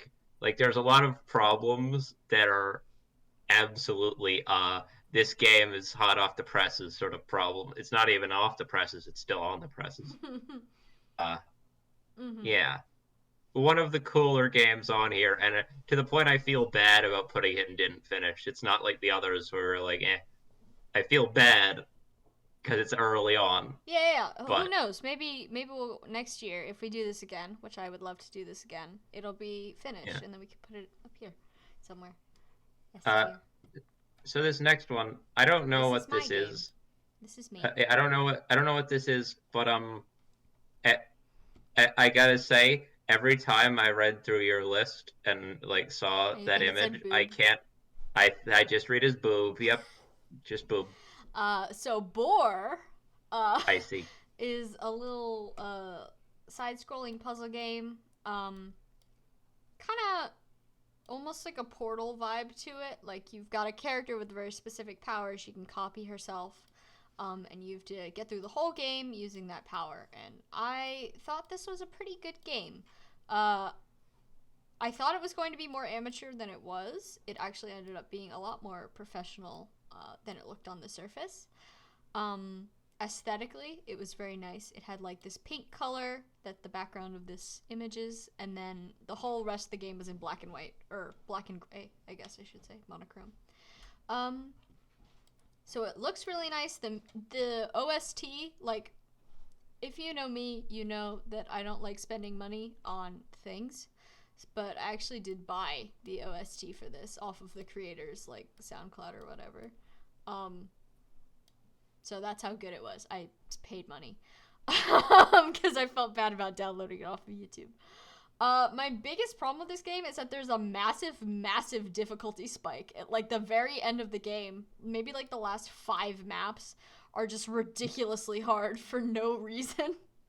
I remember getting extremely frustrated with this game towards the end. I almost gave it up, but I didn't, and I'm glad I didn't because it was pretty good. The plot's very basic. It's just like defeat evil robots, save humanity, but it was good. I'm going to put this in. I'm gonna put it right under Subnautica because it's a good game and I think it's definitely worth playing, but God, did they really just throw game balance out the window for that last section. I feel like they could have ramped up to that in a way that was more palatable. Let me look at my notes for this next one because I've got things to say about this next one. You hated this. I did not like Braid. I did not like Braid at all. Braid is definitely one of those games where, like, I've been hearing about it for, like, the past decade and a half. Like, you know, everyone's played Braid. Everyone has good things to say about Braid. But it has not aged well. It's not a good game to play in the modern game space where there's games like... I hate to compare things to Undertale, but like, I feel like if you're going for like deep stories with like poignant themes, like you can do so much better nowadays than Braid. Like, I didn't hate the story. I thought it was interesting. But just overall, it looked very old. Like, the art felt old, the music felt a little old. It just felt very outdated, and not in like a charming way. It has not aged well. I did not finish Braid.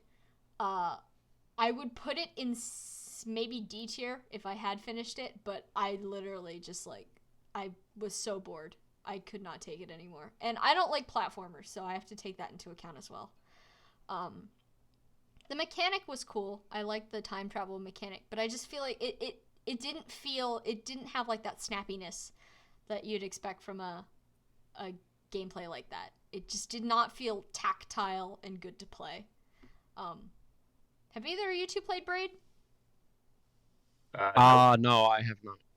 My only real knowledge of Braid is in 2 forms. Well, 3. A, watch it, you play it. B, the cultural consciousness of Braid famous. And C, earlier this year when I think the creator went on to talk about some like code conspiracy stuff. That was interesting. Yeah, Jonathan Blow, the creator, is a bit of a problem. Uh-oh. Yeah. I believe the quote's something along the lines of an oopsie in a lab somewhere. Oh no. Yeah. Okay. Let's move on. Let's move on from that one. Okay, well, Braid is I don't recommend Braid. It's not worth going back for nostalgia's sake. Coming from someone who has no nostalgia for it. But the next game, I believe this is Oko? OCO? Oko. Yeah. Another thing I just got recently. It's just a rhythm puzzle platformer. You're a square on a bunch of concentric rings that spin around, and you have to go and collect a bunch of little things around a map. It's like, if you think puzzle platformer or rhythm game, congratulations, you understand what sort of game it is. It's very simple. There is one button, and it's cool. Didn't play it that much, but I feel like it goes wherever the bulk of the Toho games go. I Right here. didn't like it as much as I liked Kingdom. Yeah, you could put it dead center of all the Toho games just to fuck Just with in the people. middle of all the Just Tohos. in the middle so that someone is frustrated by this on Twitter later. Okay. Yeah. Uh, Yeah. the next game is the 111th Soul. So this is a little itty bitty horror game. I believe created by just one guy. It was on Steam. Um, this game, I have conflicting feelings about this game because I think if this was the intro to a larger game, I would be extremely satisfied. I'd be like, okay, yeah, this is a cool build up. Like I like the aesthetics going on here. But because it was a whole game, like the second like something cool starts happening, like the premise of the game is that one of your family members has like been killing a bunch of people in order to break a curse or something, and now you're coming to his house after he's passed away, and now the curse is your problem. So you're contacted by the devil, and he brings you to this like big cell full of chess pieces, which is like a really cool aesthetic. And then you talk to him, and then the game is over. Like that feels like the intro. Like I talked to the devil, we're doing curse things, and now I would go out and actually do the game. But no, then it just ends. The old man shows up to send you on your quest and then it's over. Yeah, literally. This game, it did manage to get me with a jump scare. I missed the first jump scare because I got distracted by something else in the room. I was like, oh, what's in this shelf? And then I didn't notice it. There was like a monster behind me until I turned around. The monster was gone. And I was like, oh, I wonder what that noise was. Ah, it's back. Which was really funny. But yeah, this is like an okay game. Obviously, made by just one guy. I can't expect like a AAA title with like cool combat and quests and stuff from just like one dude. He did a good job. I'm gonna put this at the top of C tier. It was a good amateur project. That's my vibe check on that. How's Broom, Jeppy? Hey, God, Broom is one of the more interesting things I played all year. It's a Soulsborne game, minimalist Soulsborne game, that gets around the problem of Soulsborne games being a grind by only being an hour long. I think this is the one you guys, Yeah, I watched you play this one. Stick yeah, Run. you watched me play this, like, yeah.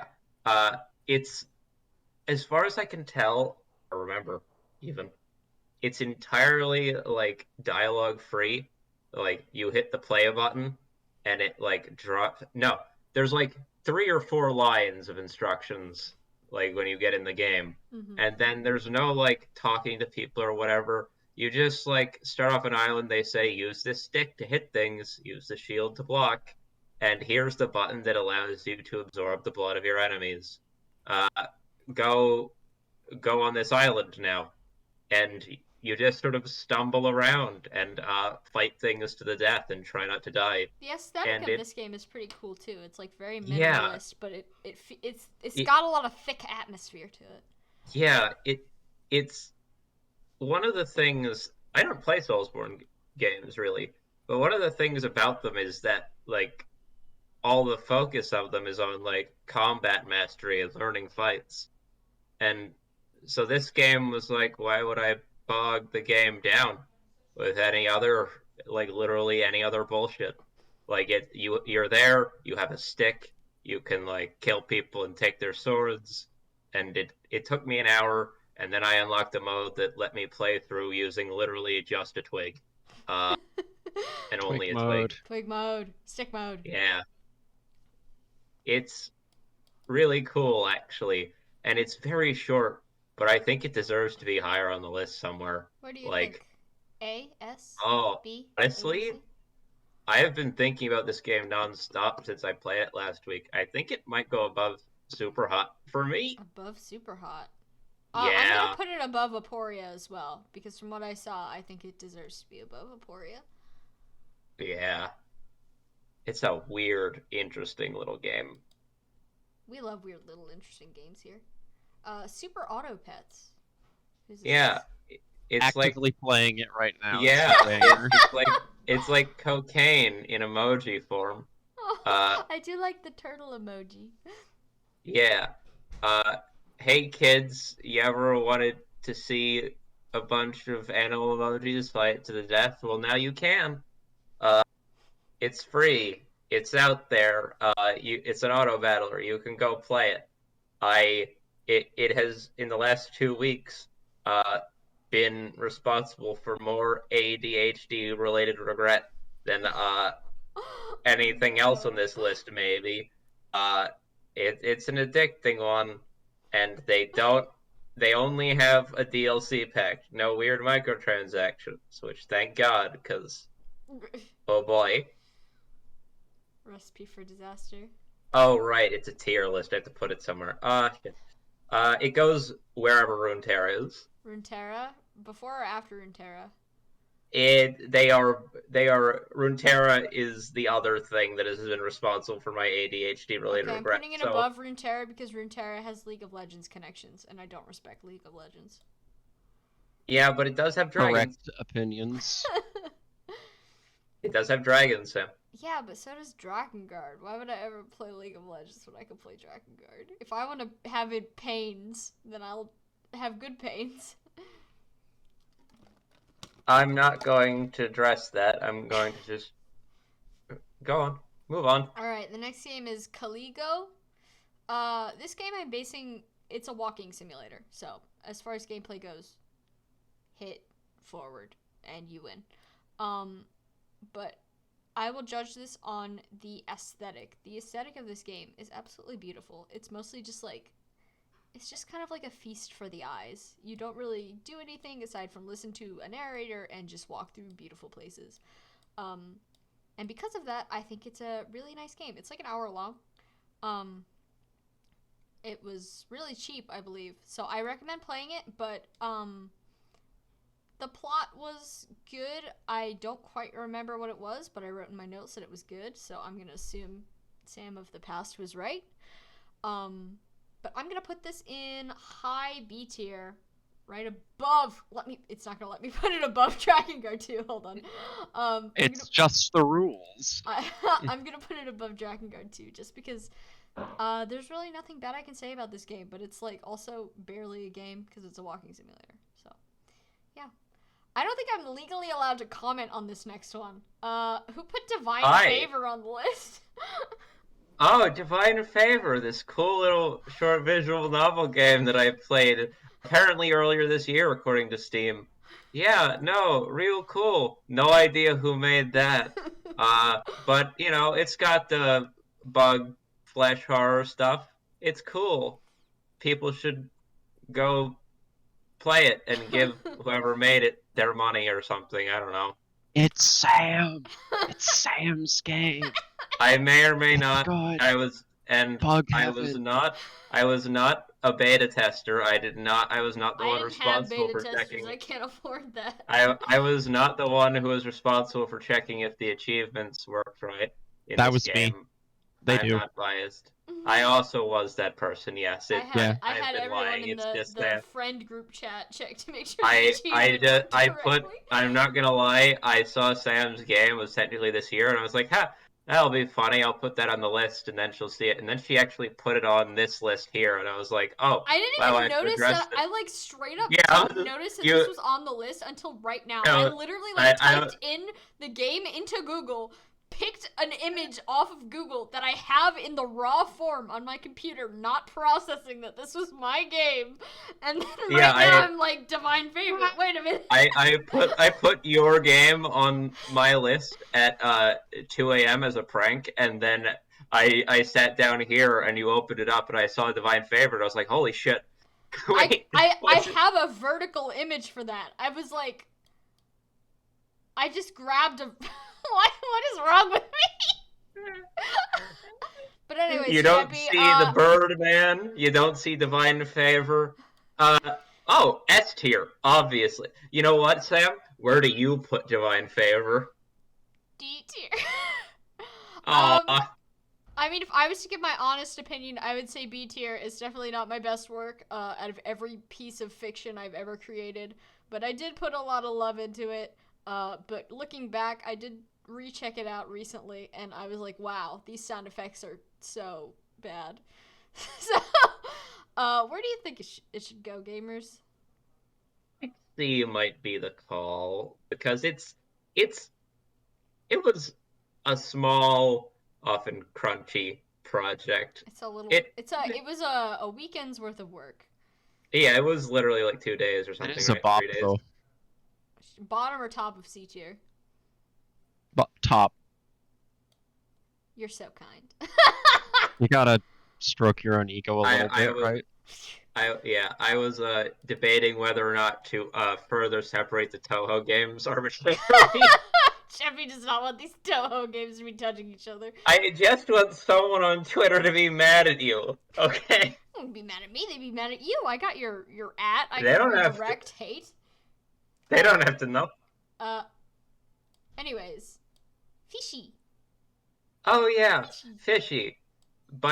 It's by Sock Pop, the people who made Broom earlier, and also I don't know how that company managed to put out that many games.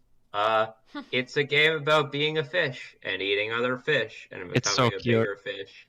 Yeah, if you like anything on the spud axis of life, just go play it. It's like $2. I think it took me like 30 minutes. Go play it. Where do you think it belongs? Fucking go play it. It's fishy. It goes in like high B-ish. It's like above Kingdom. Around where Kingdom is actually. Around where Kingdom. Sure. Yeah, I'm gonna put it above Boar because Fishy doesn't have a absolutely lethal difficulty curve because you are a fish. Yeah. Now, the next one. Did I do this City or did Annika do Skylines. this? I didn't realize it was cities plural. I was typing in City Skylines this whole time, like a fool. Which one of us put this here? Absolute bop of a I video believe it game. was Annika. It's been out for almost a decade now, I think. And it is still the city building game. Like, nothing comes close. There's lots of fun little indie experiences and all that, but like, this is the high quality city building game. It's so good. I love it. I don't when know what else Annika to makes tell you. vertical highways, but they don't let you crash the cars. So like, Yeah, Annika likes to build functional architecture. I create what I refer to as crimes against humanity in roadway form. Honestly, I did put it on here this year. I just checked because I'm the one who started playing it for real. I played it for like 10 minutes a year ago. What do you guys think? It's good. It's good. Annika would be mad at me. S tier game. S tier game. It's so good. I think it's fine. I'll give it an A. I'll give it an A solely because the vanilla game without any DLC or mods is kind of unplayable. Yeah, that's. But maybe we got I'll put it right next to its friend, Drakengard. Yeah, the two games ever. Here we only like the most playable of games. Speaking of the most playable games. Oh yes, we got two versions. Hit them both at once. Yep. Starting with the one on the right. Hey Kids. I feel like I've opened with Hey Kids a lot here. I should stop. But Hey Kids, you want to play a 30-year-old transit simulator game? No. Well, you're fucking wrong. Oh no. It's free. It's at OpenTTD. It's an open source version of Transport Tycoon from it's like Zoo Tycoon, but instead of lions that eat people, you have trains. That eat people. It's a game from like, I don't know. I think it might have been made for like the Commodore 64 or something. It's like 20 years old, 30 years old. It's really old. But this is an open source version. It's been developed for like 18 years or something. And I finally downloaded it and learned it and spent an unholy amount of time playing it this year. And And then, lo and behold, like 3 months after I started playing it obsessively, they made a Steam version so that people don't have to go and download the exe file. Cursed So ass exe file. yeah, but it recently entered the modern era of video game development and sales. It just joined Steam. It's been around for like 17 years. God. So here's the thing, right? I love this game, and I will die defending it. It's 18 year. It is crunchy as hell. It's one of those games where all the UI is like windows in the window that you have to drag around and rearrange. The text is basically unreadable, and like I would fucking marry this video game. Like it, God, I love There's it. something wrong with all of us. Yeah, it doesn't belong in S tier, even though that's what my heart wants. Do we want to make the 3 in a row Drakengard City Skylines open TTD of yes, near unplayable? Open TTD gets points because it's an open source game that's free. That is like it would be like B tier if it weren't for the fact that it is, you know, 0 like monetary barrier to entry, and also there is a built-in like mod API outside of Steam with like 17 years worth of you go to the list of like I want to go download a train, and it's like 10 pages of scrolling. It's fucking nuts. I love it. Do you put both in A tier, or is one version better than the other? Frankly, I'm surprised you put both on here. They're you put them both on your list. Okay, so here's the thing. With putting it on Steam, right? It seems like I just opened it up a few days ago, and it seems like they removed... There were a lot of tiny pieces that seemed unnecessary, and they removed like a bunch of like signals and weird like features of the game. I think that since moving to Steam, they've like started stripping out some of the like streamlining stuff that no one ever used. So does that make it better or worse? Yes. Yeah, just jam them both arbitrarily in the A tier for me and just pretend it makes sense. Okay. They're both gonna hang out. This is the trifecta. Okay, hang on. Is it better than Genealogy? Oh, that's randomized Genealogy. That's randomized Genealogy. Normal Genealogy goes up here. Yeah, it cropped all my images, so I had it written randomized in big white font down there, but I see. It didn't translate. So like how the Steam is written there and the yeah.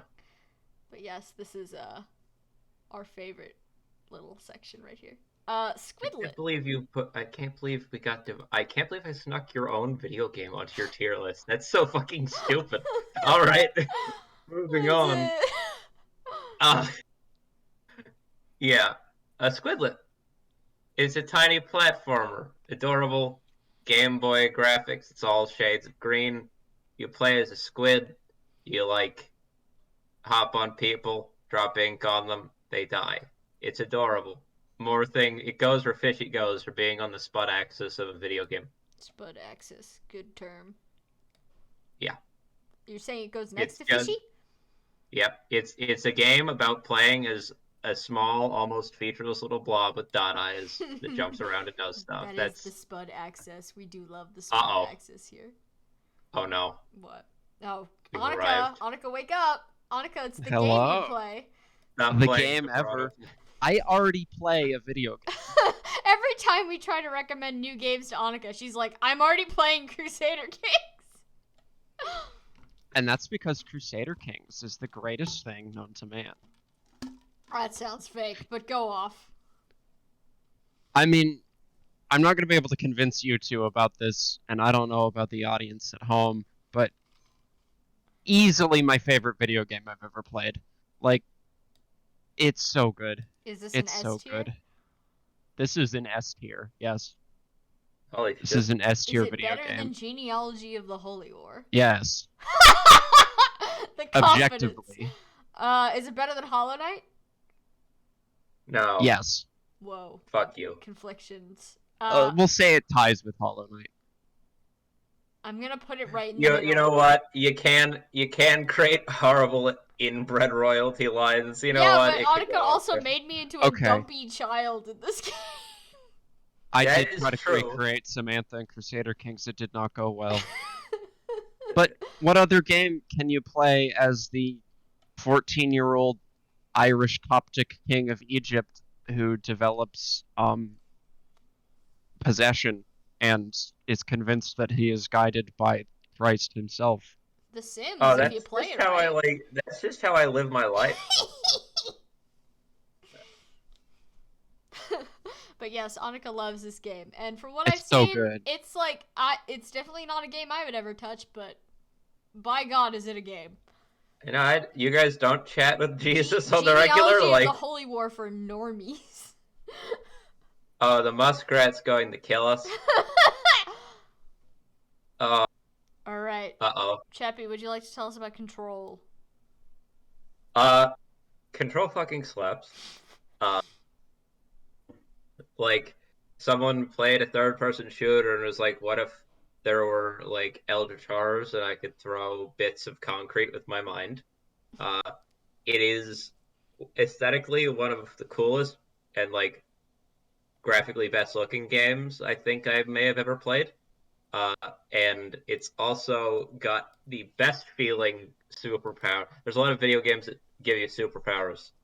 Controls probably feel the best out of any I've ever played. Sounds like an it S would tier. be, yeah, it would be S tier. It gives me the energy of like what it's like it's like Infamous if Infamous was about SCPs. Yeah, the SCPs. Big SCP energy.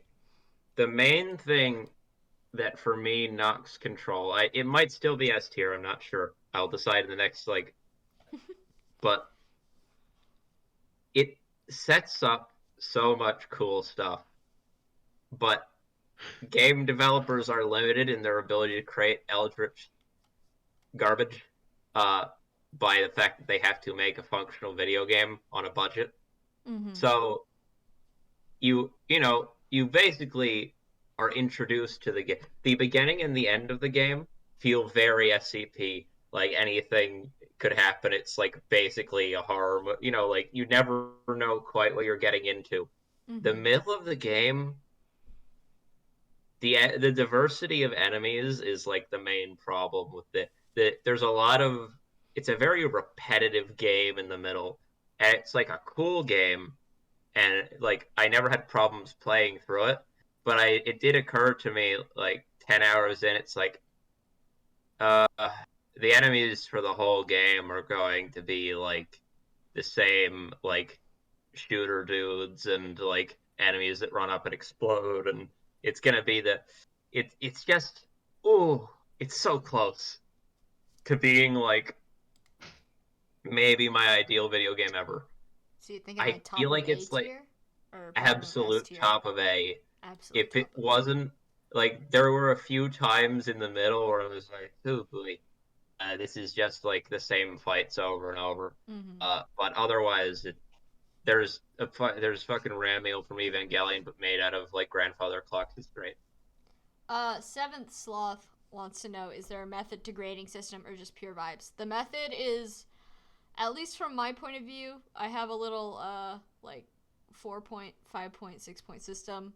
I'm grading them on plot, characters, music, the like graphics or art style, and then the length of the game. And as far as that goes, I'm just grading on my personal opinions as like a game artist. I don't know about the other two. What are you guys grading your games on? Just like enjoyment factor?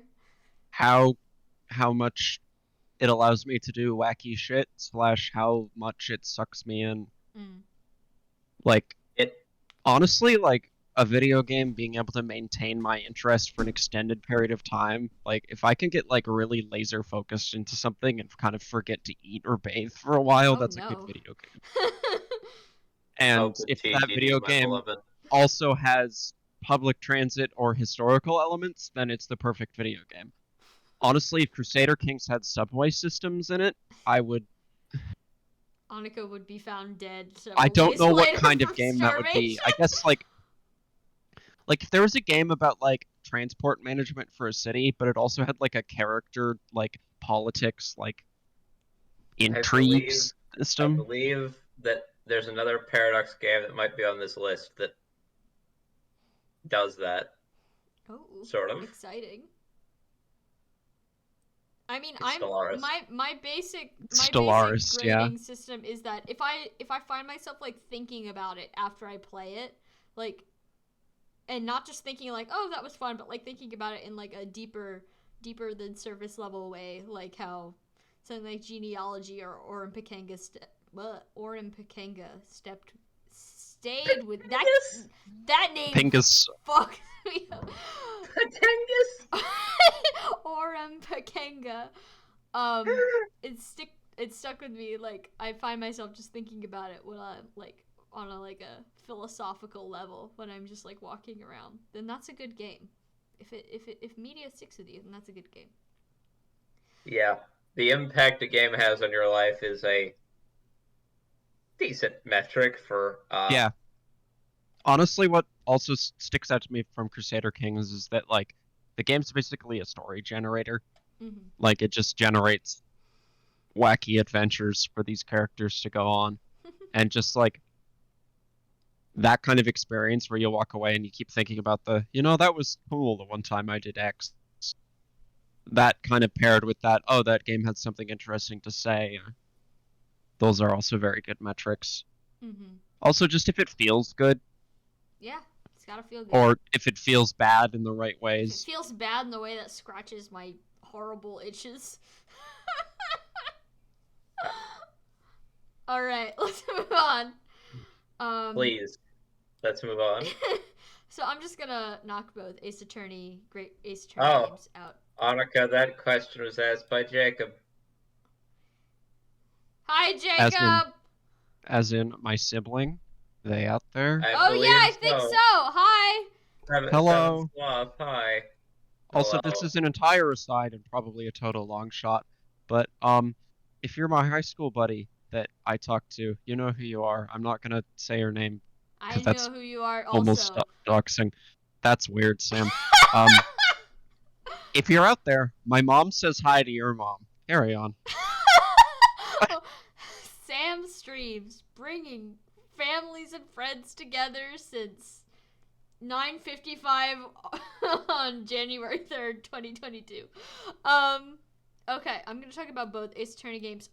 Technically, these were both on one cartridge. I played the Switch version, the English version, but I'm gonna talk about them differently because there is a slight change in the two games, and I will be putting them in different tiers. But to start with the first game, I love this game. I think that this is the best place an Ace Attorney game could possibly go on modern hardware. The 3D art style is phenomenal. I actually like the 3D art style in this game much better than I like it in the actual like main franchise. I think just like there's so many like wacky characters in both of these games. Especially the second game, there's a lot of like really, really good, unique character designs that I think couldn't have really been captured in 2D. The investigation parts are fun. The trial parts are fun. The only mechanic I have that I've written down here that I absolutely did not like was the juror summation examination, where you have to like pit the jury members against each other to like find flaws in their beliefs. I thought that was like, it dragged like the momentum down a little bit. Like you were just like revving up and then the jurors are like, actually he's guilty, and then you have to spend like 30 minutes convincing them otherwise, and I just felt like that's like a little bit unnecessary, and it felt like it was a mechanic that was put in there simply because they wanted to pad out game time. But even with that mechanic, I do not hate this game. In fact, I think it is quite lovely. The first game, my biggest problem with the first game is that the lack of overarching plot makes it a little bit hard to like keep the momentum going. There's like a huge lull around, I'm gonna say like case 4, where you're just like, okay, is there an overarching plot? And there is, but they don't reveal it until like the last minute because it's a setup for the plot of the second game. But it's kind of a slog to have to play through 30 hours of game where it feels like everything you're doing is almost completely unrelated. But even so, it's still quite fun. Oh, Camel Pimp says, the juror summation is like the witness's dick is big, I know it. And actually, I have it on good authority that it's small. Yeah, that's pretty much what it is. It's just, convincing people that their statements are contradictory. And it's just not fun. But overall, I like this game a lot. I think it was a great intro to all the characters you meet in the second game. And I'm gonna put it at the top of B tier. The second... Sam. Oh. The Sam. What? Herlock Sholmes. I wanna... Oh yeah, I did put in my notes here. I want to put Herlock Sholmes in a jar and shake the jar until he dies. Oh no! He is a fascinating character. Worth the price of admission.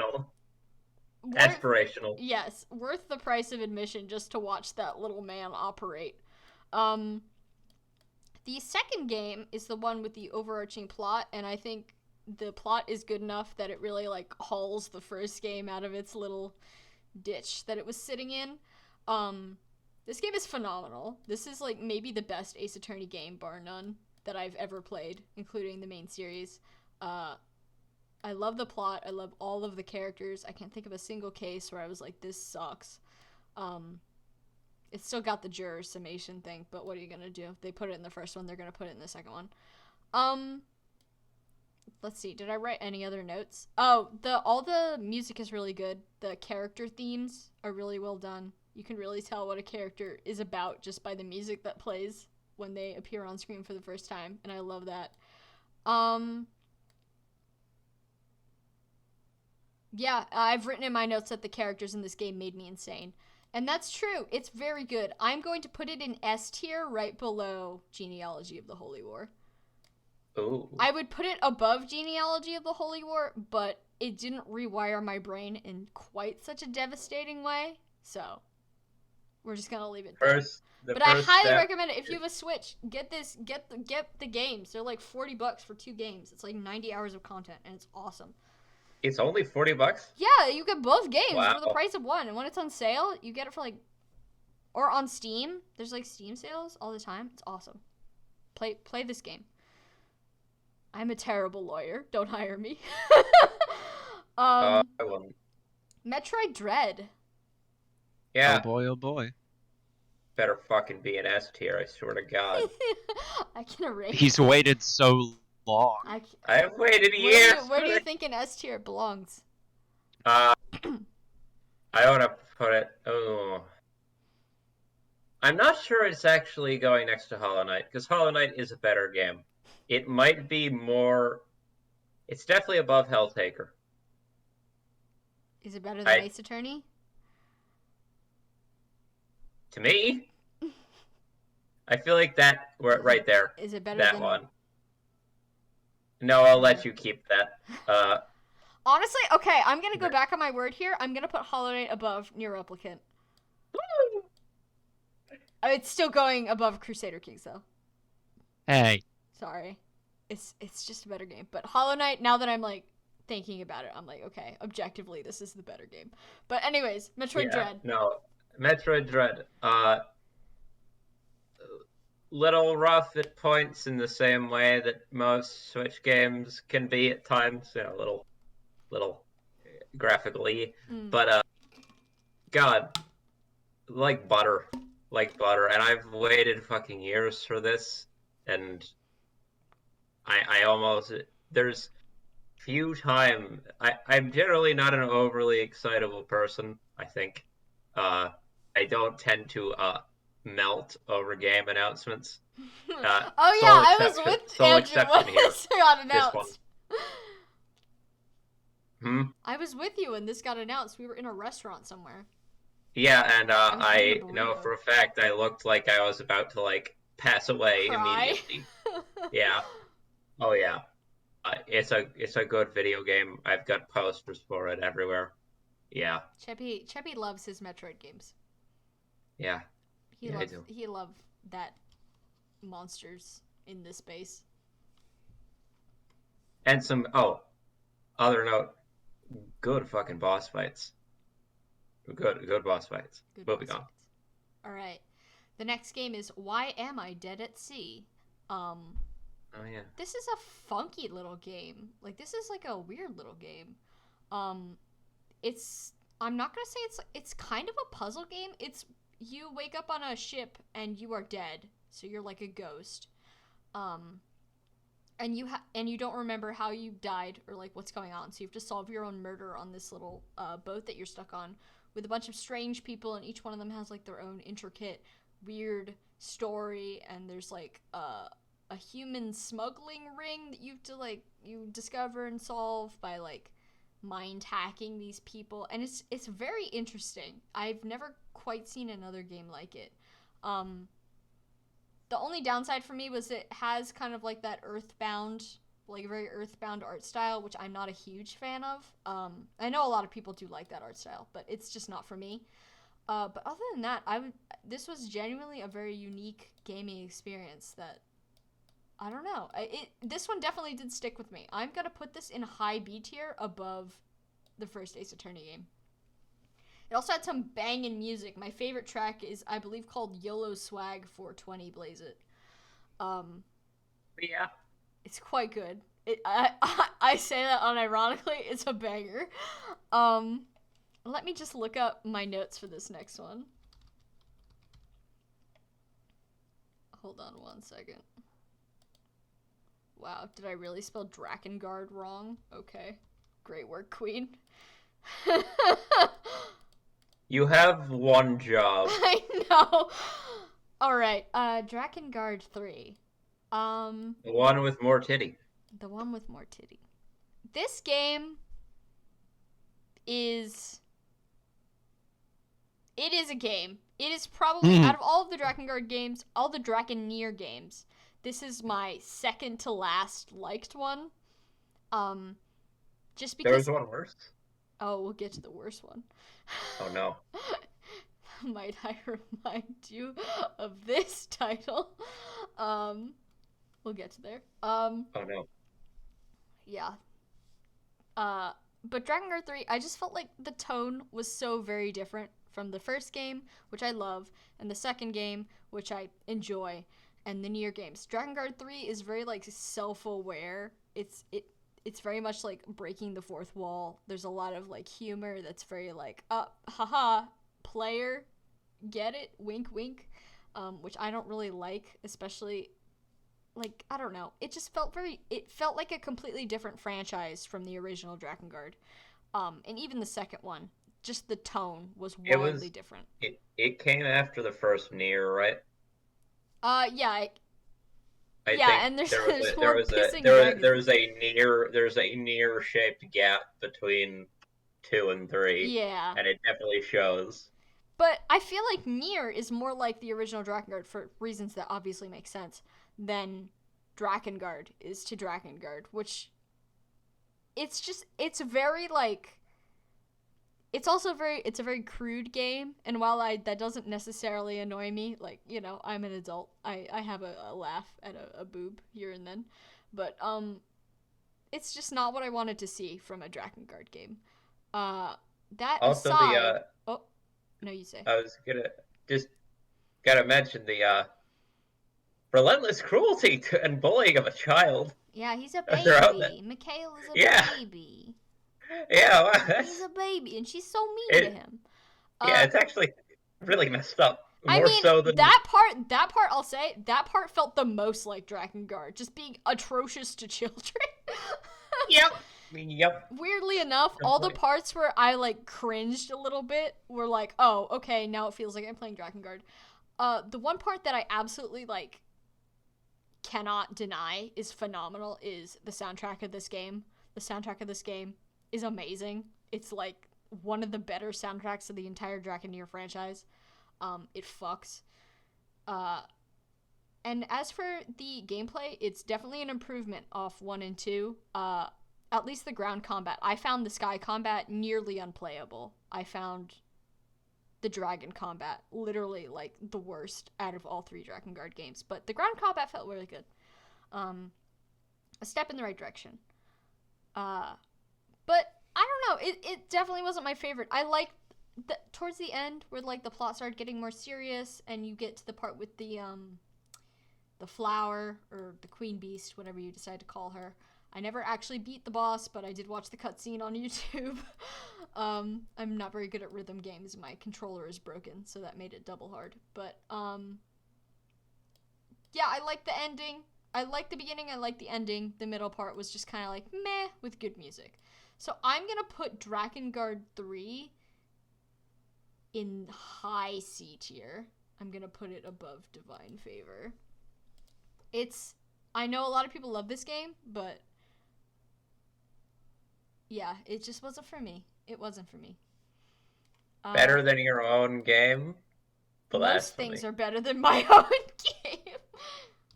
I'm still shocked it's on here at all. It wasn't supposed to be. It was just a prank. Sad. Cringe. Too bad. Alright. Next up is Earthbound. Now, I had a very specific personal problem when I was playing Earthbound. Oh, yeah, you did. Do you remember what it was? Oh, I do! My specific personal problem is that while I was playing Earthbound, I really wanted to play Genealogy of the Holy War again. And that was the only thing I could think about. So, some of you viewing may remember that time that Samantha played through randomized Genealogy this year. Remember that fun time?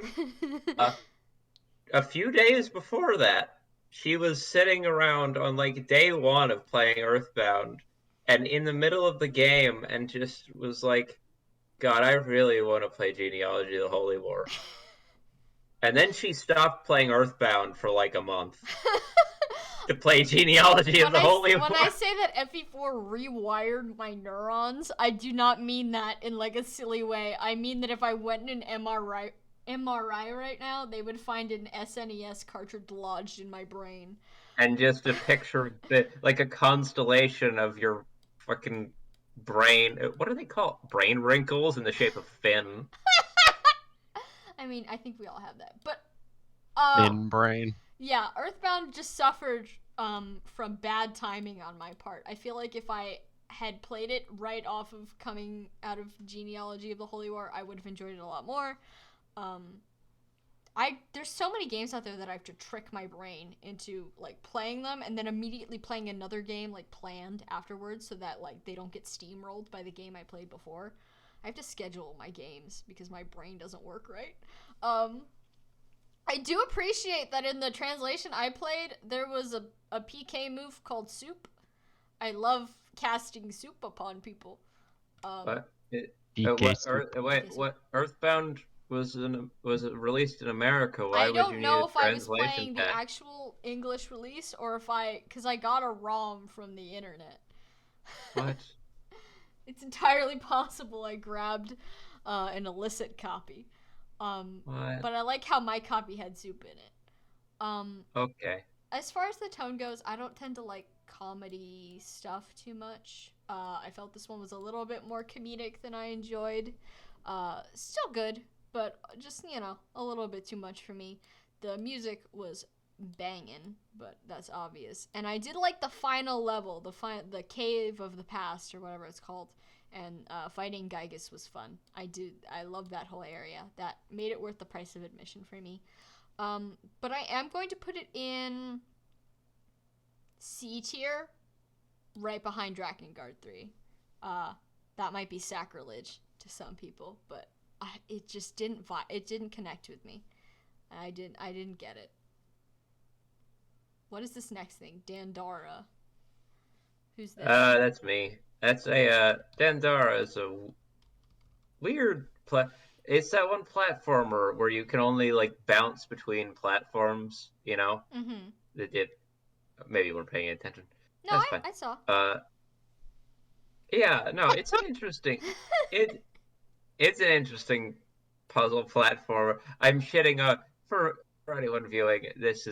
I'm shitting on Sam for fun. I do this. This isn't. I'm It's being fine. bullied. Call the police. No one can help you now. Kill him. Dandara is it's an interesting one. It's I guess I technically haven't finished it, but to put it in the box of we barely touched this doesn't feel right to me. It feels like it might be kind of uh somewhere low B tier. Right here. It's a game where you can like only bounce between like platformers and that platformers? No, only bounce between platforms. It's not the traditional since Mario like jump from platform to platform thing. It it does a lot of wacky shit with like physics and like changing like directions of rooms. It's cool. Mm-hmm. I just you know, it just I can't really name much about it. It just didn't grab me as much as some of the other stuff. I kind of want to play it again sometime to see if I like get it Mm-hmm. more. Yeah, I get that. it's yeah. All right, the next game is A Short Hike. I got this one from a charity bundle. I don't remember which one. It is a little game where you're just a bird who's on an island mountain, and you walk around and you discover stuff, and your goal is to get to the top of the mountain by the end of the game.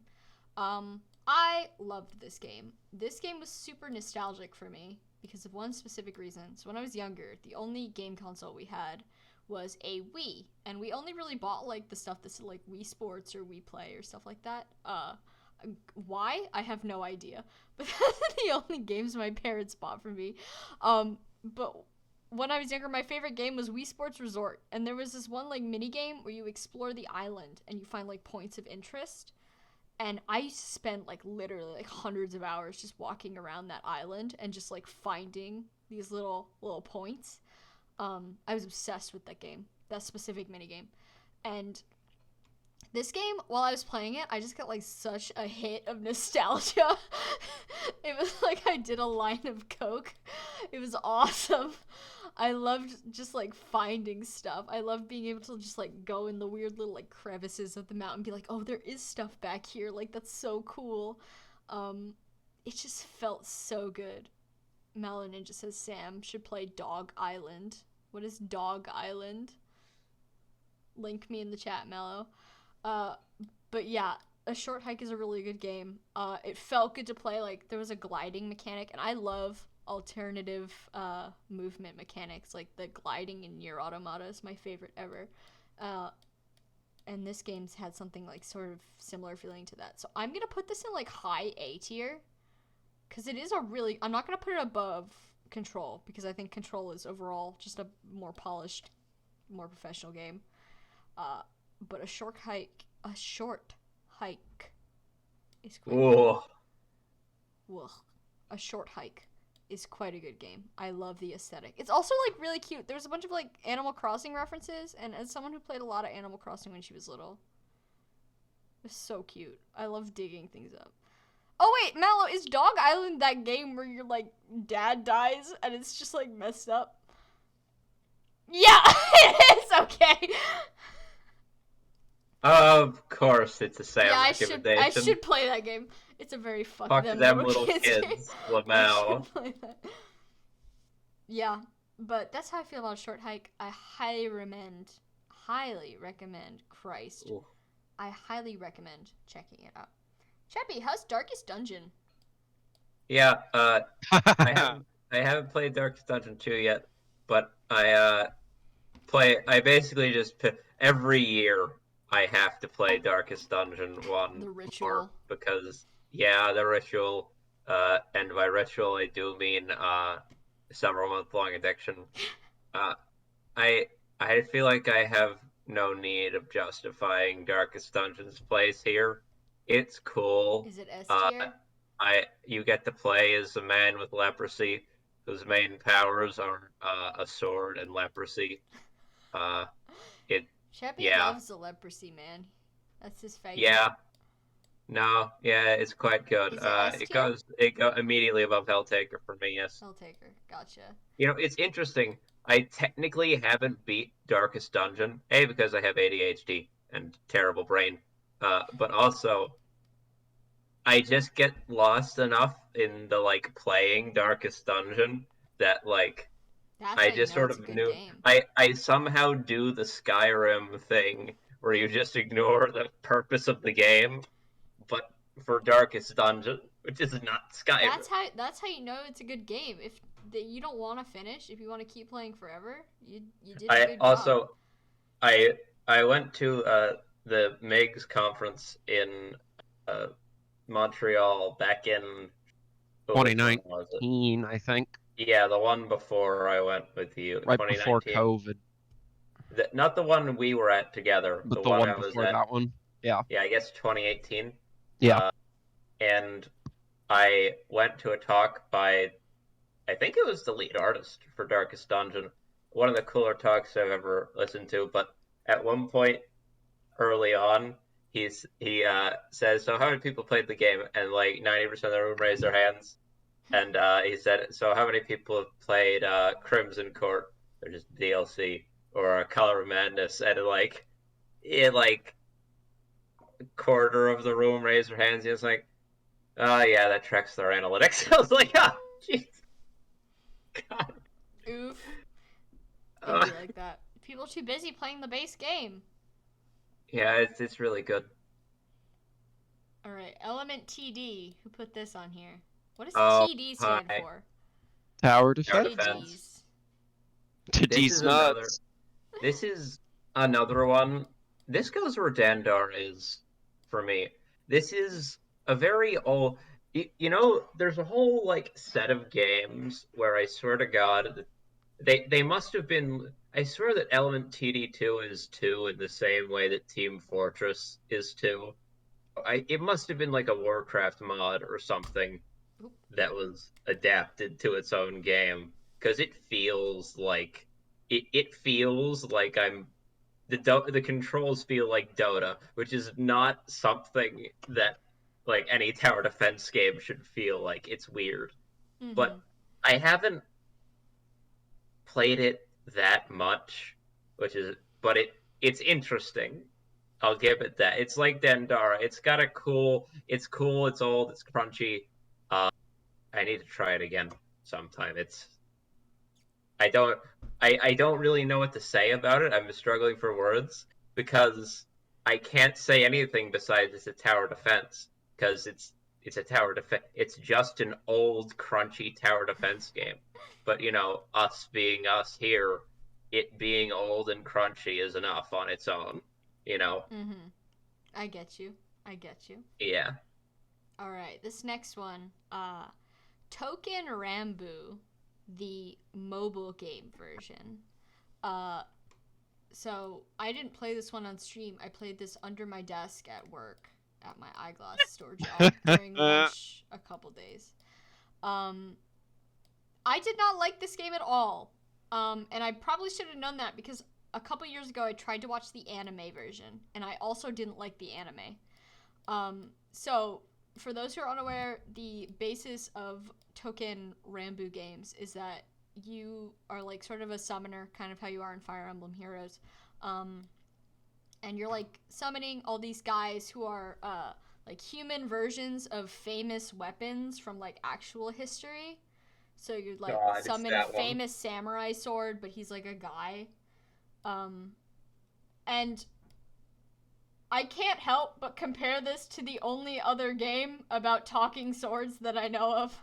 And if you put this next to Transistor, Yeah. like on a philosophical level, this game just gets bodied.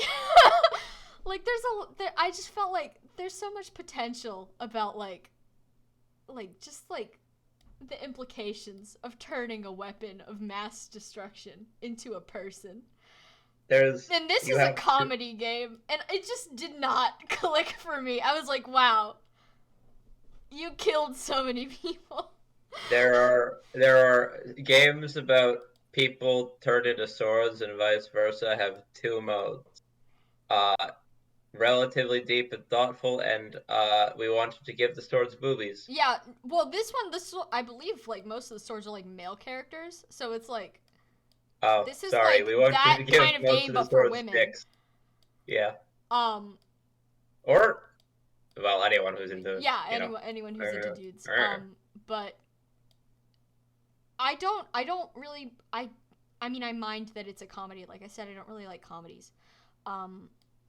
But I just felt like it just like reeked of lost potential to me. Like there's so much there's so many interesting places you can go with that premise. It's like such a bizarre premise, and yet you went with they all live in a big house together where nothing bad happens. Hey, come on, even Helltaker knew better than that. I mean, like, I feel like I didn't get very far because the gameplay was not my thing either. I don't like management games.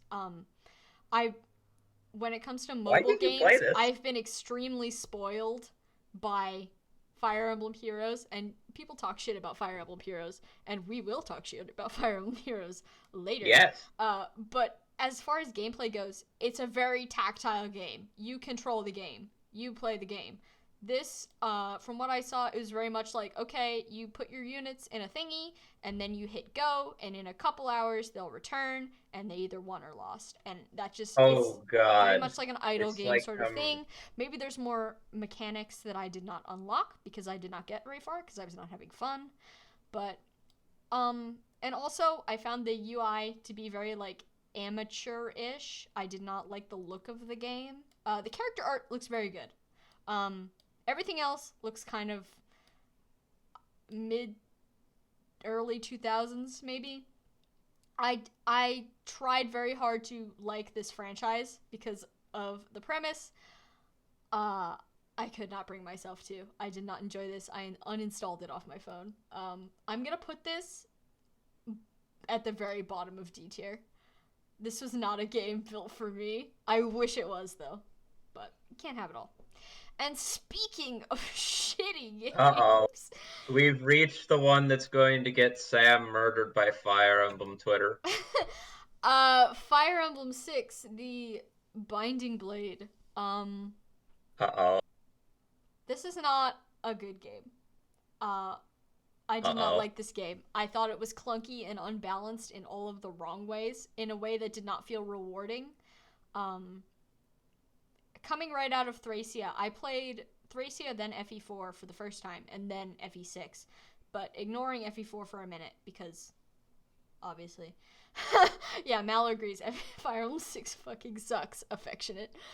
No, I'm not being affectionate. I'm being completely derogatory. I'm sorry, Mallow.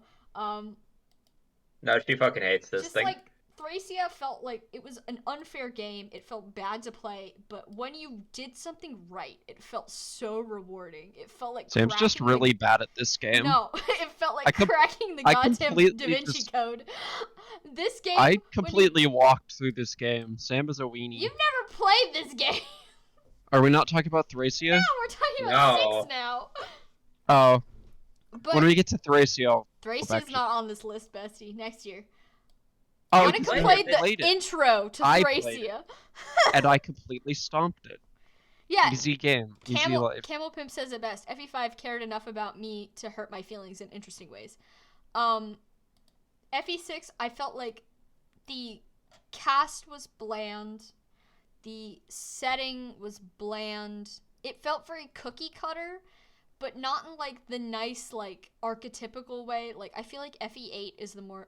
or Sacred Stones, is the most archetypical Fire Emblem game, but it feels so good because it's like, okay, everything is exactly where it should be, and it all fits together perfectly. This game, it's like, okay, we're gonna build the archetypical Fire Emblem game, and then just add in a bunch of really weird, unnecessary gameplay elements, like whatever the hell was going on with Merlinus.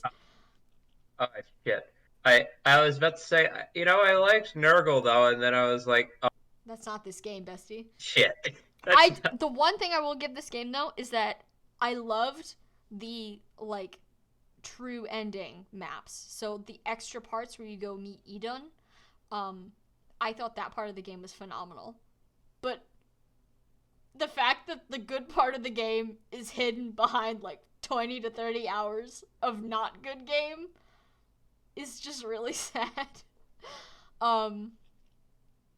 Yeah, it was long, it was a drag. I felt like I could have gotten the whole story in like a paragraph on a wiki somewhere, instead of actually playing the game. It did not feel in-depth or interesting.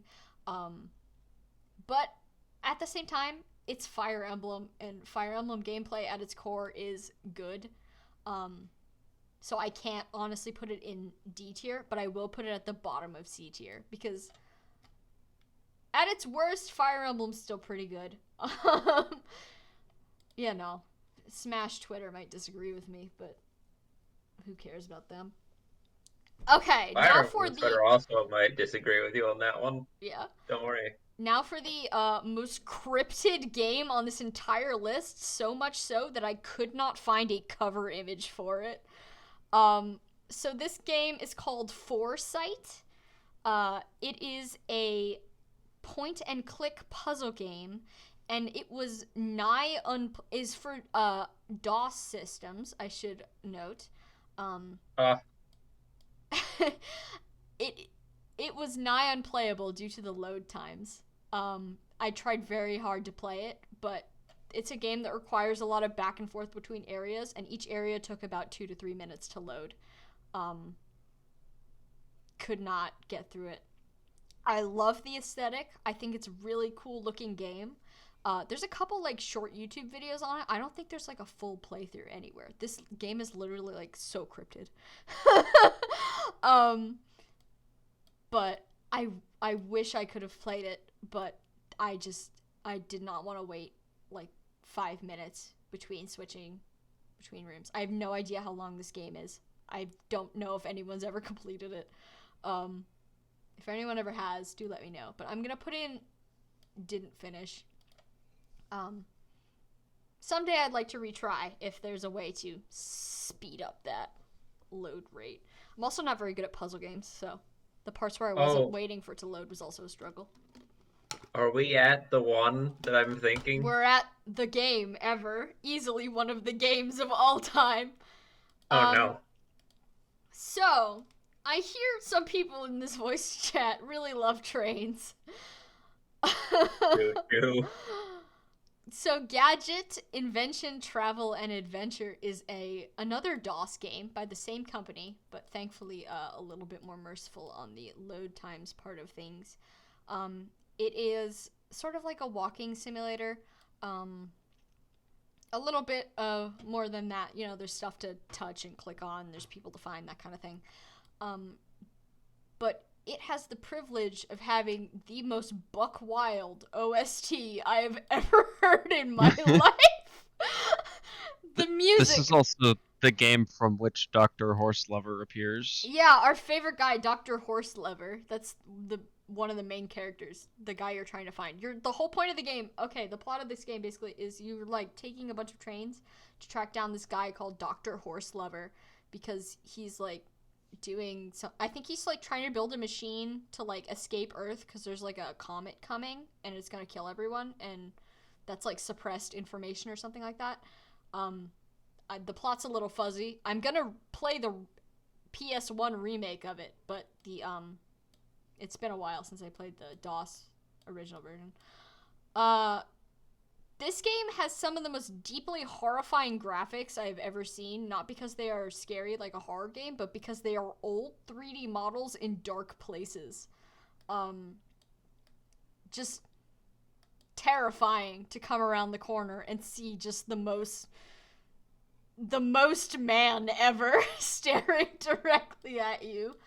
How are you? The soundtrack, as I hinted at before, is barely a soundtrack. It is the genre of music known as industrial noise. So, it's basically just machinery grinding sounds and discordant beeping. I have the whole thing on my phone and I listen to it with regularity. It's awesome. This game is great. I think everyone should play it at least once. It's very short, but it is good. I honestly I don't know whether to put it at the bottom of S tier or the top of A tier. Because I really, really do love this game. Like, it sticks with me. I kind of want to put it at the bottom of S tier. It's so uniquely strange. It's just like... Do you feel like it would go where the Grease game goes? The Grease game? Yeah, the one where there's like the giant grease ball in the sky or whatever. I think it goes above that because that game had like noticeable bugs and translation problems that sort of dipped my enjoyment of it a little bit. Whereas this game, aside from just being fatally old, it has no flaws to speak of. It's a genuinely well-made game. I think I'm going to leave it in S tier. I cannot wait to play the remake on Twitch, which I will be doing. Before we go on to the next game, I'm just going to request like a 2-minute break because I have to go get water because my throat hurts so much. I'll be right back. I'm going to get a liquid as well. Intermission. Chat. Oh shit. Oh god. Hello, chat. Well, shit, what do I do now? I don't want to make fun of Sam while she's not here and her crunchy taste in games. Or are we feeling the crunch here tonight?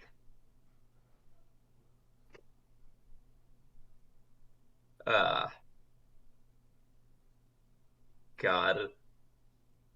I can't believe I tricked Sam into putting her own fucking video game on her tier list and making her... Right. Can I make Spud respond? I don't think I can. Oh, she's back. Oh, shit. Hello. Yeah, and so anyway, that's the time that I walked in on Sam. Oh, hi. What? How you doing? Hello?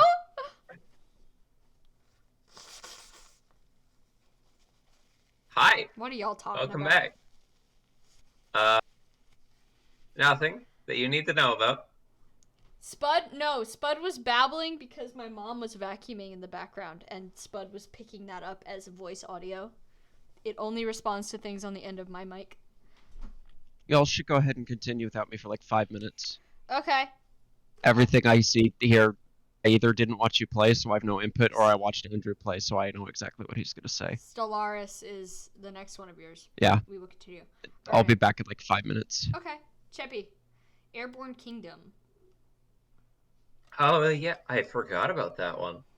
Man, that's a funky little... There's a lot of funky little city builders. But this one specifically is... well, it's... God, I keep going to say things and then realize that's just like the premise of the game. It's a fucking game about building a city that's like loosely nailed to an airship. What if City Builder, but you had to BioShock stop. Infinite style? Yeah, like it's all a bunch of like wooden platforms held together to like propeller apparatuses, and you have to move your city around and collect water and stuff. It's a cool game, cool premise. It's a little rough around the edges at times. Not rough. More it's not the most I don't know, deep and interesting gameplay of any city builder I've ever played. Like it's a little like it has a little bit too much sitting and waiting for my taste. Mm-hmm. It's not bad. I would put it like maybe like top of C tier somewhere. Above Drakengard 3 and Earthbound? Sure. I mean, I don't know if I want to put it above Earthbound. Okay, I'll put it right below. It's weird. I want to put it above Drakengard 3, but not above Earthbound. Huh. Just put it there somewhere. Right, I don't care. Your opinions are weird, and they make my choices here weird, too. Oh, we don't have enough room to see our S tier while we're working anymore. It's a cool game, cool premise. Well, it's fun, just not Like, I can't think of much to say about it. I forgot it was on this list, so that'll... Well, now you It's know. cool. Now you know. This Maybe year, try. keep track better, because we're gonna be doing this Yeah. every year until we're 90. Oh, shit. I'm not gonna live to 90, but thanks. Oh no! Oh no! Okay. Next is one of mine. Between Me and the Night. This is a very like introspective indie game. And because of that, I did not enjoy it. It was a little bit too highbrow for me. I'm not gonna say it's pretentious because obviously this is like a story that was important to the developers, but it definitely didn't. It wasn't like fun, and it wasn't not fun in a way that is conversely fun. It just wasn't for me. The gameplay was boring. It wasn't a platformer. It was more like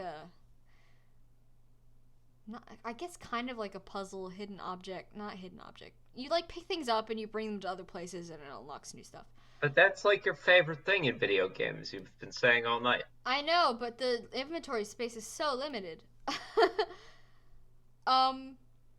Yeah, it wasn't very memorable. The story did not strike me as something that I personally could relate to, so it did not connect with me in any meaningful way. The art style was nice. It was well made, but I don't know. There was something very like I've seen this in a million other games before kind of thing to it. It felt very like early 2010s indie game about mental illness. I know that's like a bad thing to say, but yeah, that's the vibe it left me with, and it wasn't necessarily a vibe I enjoyed. It was very short though, and I do love a short game. I'm going to put this in C tier. I'm going to put it behind Fire Emblem. Because, like I said, bad Fire Emblem, still Fire Emblem. Alright, Cheppy, Broforce. What's that? Oh, it's testosterone given video game form. Oh. It's a parody platformer, shoot 'em up thingy where you play as suspiciously similar characters to a bunch of the great American action movies. You know, the Bro Mando, Bro Norris, Bro Ripley, or whatever. You know, got all the hits. You go around, you shoot things. Basically, everything is destructible. It's a fun time. It goes around where Totally Accurate Battlegrounds goes for the same reason. Because it's a place you just go. I don't remember. Oh, right here? Yep. It's just a place you go when you want to, like, shoot and detonate various things for, like, 30 minutes of your night. And I did. It was good. Nice.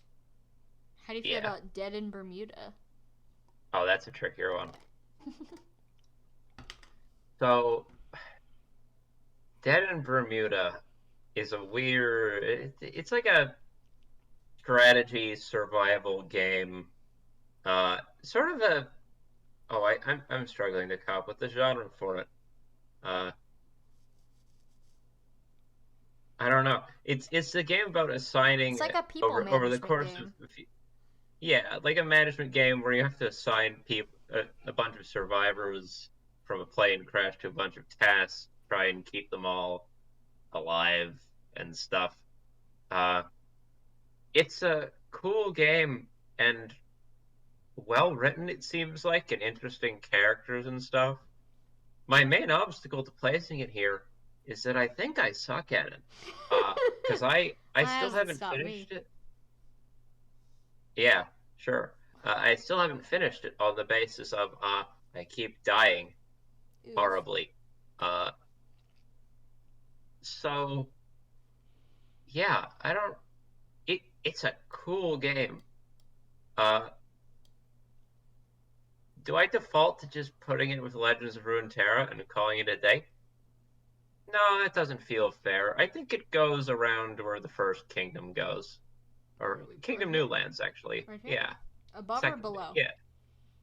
Slightly below, I think. Right above Toho. Yeah.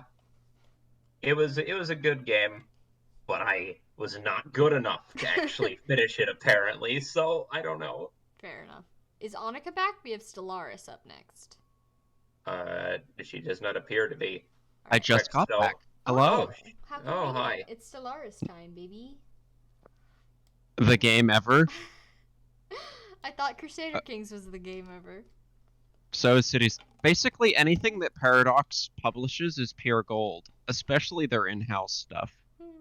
Stellaris is just, once again, this game's been out for more than a decade now, I think, and they just dropped one of the best DLCs the game's seen in a long time, and have dedicated an entire team of people at their studio to maintaining it. Like, this game isn't just maintained a decade later, it's actively a better game like every patch. And has been for 10 straight years. That's pretty good. If you like space shit... also, Sam, I desperately need you to look up, just on stream right now for the audience, Stellaris I think it's C8? C8? Yeah, something like that. I'm trying to remember what it's called. Are you talking about that one race mod that they the new pseudo DLC? The species mod, even. Yeah. Do you remember what it's called? It's C6. C6. Yeah, everyone doesn't just see this. You're right. There they are. Him. Little egg. They just add these. This is a free. It's a free character design that you can. Your entire alien species can be these weird little egg tentacle monsters that smile. The Spud Axis. Yeah, Indeed. I have. Annika, you started this year. Slightly behind Crusader Kings. I would put it above Crusader Kings, but hey, you do you. You chose to put it on the list. You can do significantly more war crimes in Crusader Kings. That's not true, actually. They're kind of like neck and neck. That's the other thing with Paradox games. It's the war crimes. Anyway. Alright, who's Polytopia? Oh, I put that here. If you ever looked at Sid Meier's Civilization and thought, that seems interesting and fun, but I do not have the time or patience for that. It's Civ, but if it took it's Sid Meier's Civilization, but it takes 30 minutes instead of 30 hours. Really, just plop it between Super Auto Pets and Runeterra for my trifecta of things I do when I'm supposed to be being productive. Just those three right there. That's all. War for the Overworld? Man. I wanted to like this one. This is a game... I've heard a lot of good things about the old Dungeon Keeper games. And this is a spiritual successor to them. It's like, build your whole lair of minions and like set up little barracks and watch them kill people. You know how when people make spiritual successors to games, sometimes they make it like they keep what was good about the old stuff but make it like new and improved for like modern gameplay, and how other times it's just as clunky as the old ones were. Not in a good... Yeah, God, it's... I like so wanted to get into it, but after playing it for a few hours, I was like, this is... It's just not interesting enough to me to really... I feel like it's not very pretty, and everything about it's just like... It's a D tier for me. It goes like above or below the Whispering whatever thing you've got there. It's like the what is it, Regions of Ruin thing. It sounds like it should be much more fun than it was for me, but unlike Regions of Ruin, I was like, this just didn't come together in the way I wanted it. Or for the overworld, the reason it gets D tier or not didn't finish is because I played it for a while longer and was like, just not. I might try this again someday, but like it's not really for me. I get you. Okay. Gunfire Reborn. Oh. Also, the game ever. No, not actually, but like, Gunfire Reborn is a like quasi. It's not a roguelike because it's not randomly generated, but it's like a you have to beat all the levels, and if you die, you die, and you have to start at the beginning again. Except with cute little animal critter with guns the size of their head, and this very, very bizarre syncretic take on like most of Asian culture in kind of a fun way. And it's all done by a relatively small indie company in Hong Kong. Pros: the game feel is fantastic. It's cute, it's fun, it's appropriately challenging. It takes a while to master. Cons: I don't know if this is a con, but for a large chunk of the weapons that were in the game when it first came out, the animations were just more or less ripped from Overwatch. Oof.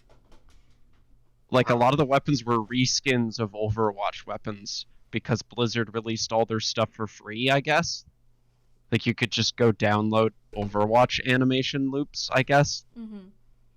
So I don't know if that's a con. It's just a quirk. Cons: the English localization is a little abysmal. So for some of the hero characters that have more complicated like abilities, it's very hard to tell what they're supposed to do without just trying them. Not a lot of bugs. Like, it's just very polished and fun and has a whole ton of replayability, and I just think it's really great. And it's been in early access for a few years. It's by a company out of Hong Kong. Like, that part of their announcement for early access was that there had to be delays because of political unrest. Like, it's just kind of like a diamond in the rough. I don't know. It's just great. I'd recommend it. I think it's a high A tier. High A tier? Not quite as classic as City Skylines, but like, yeah, in there. Right here? Yeah. Once again, City Skylines is a D tier game without mods. Sam, you know what you have to do? Break up the open TTDs arbitrarily, as is tradition. Alright, Thank you. The next game is mine. It's a little short game called Don't Disturb. You can finish it in like 20 minutes. It's a little game about a dog that follows its owner into the afterlife, and he's trying to find her. And it's just like a really sweet short game about the dog that misses his owner, and you're like solving all these problems for like ghosts and demons and stuff. It's very I believe it's based in Chinese mythology. I don't remember off the top of my head.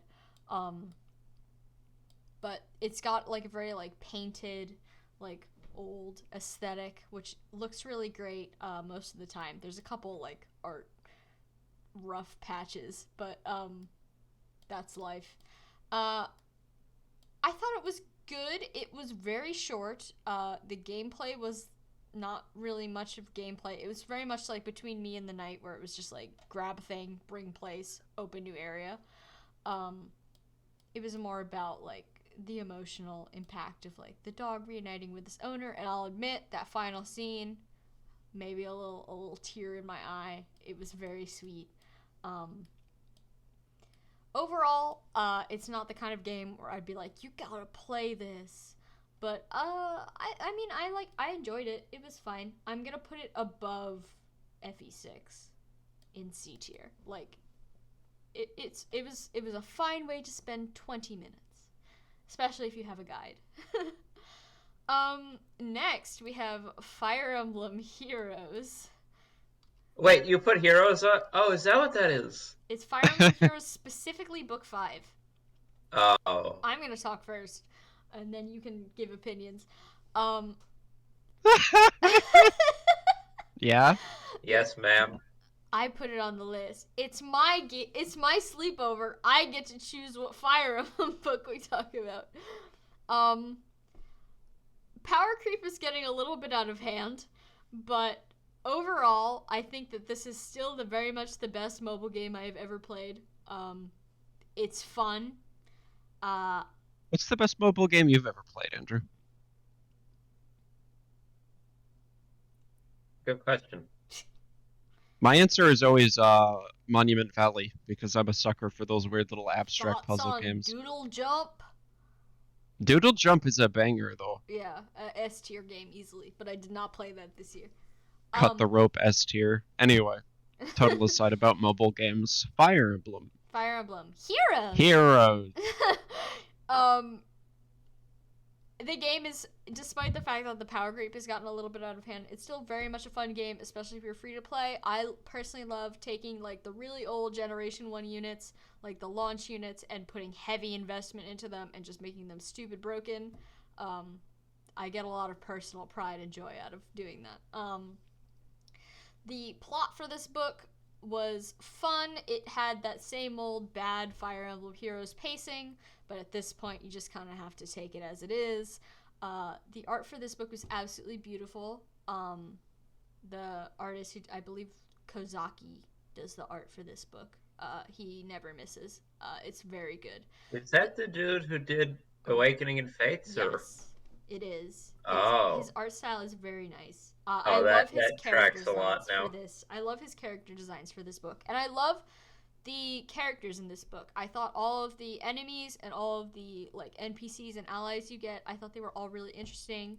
I found the stories of Fafnir and Etri especially like interesting. I found myself like whenever a chapter in the book was finished, I found myself being like, "Oh, I can't wait to see what happens next," which is weird considering like it's a mobile game. Like mobile game plots aren't good.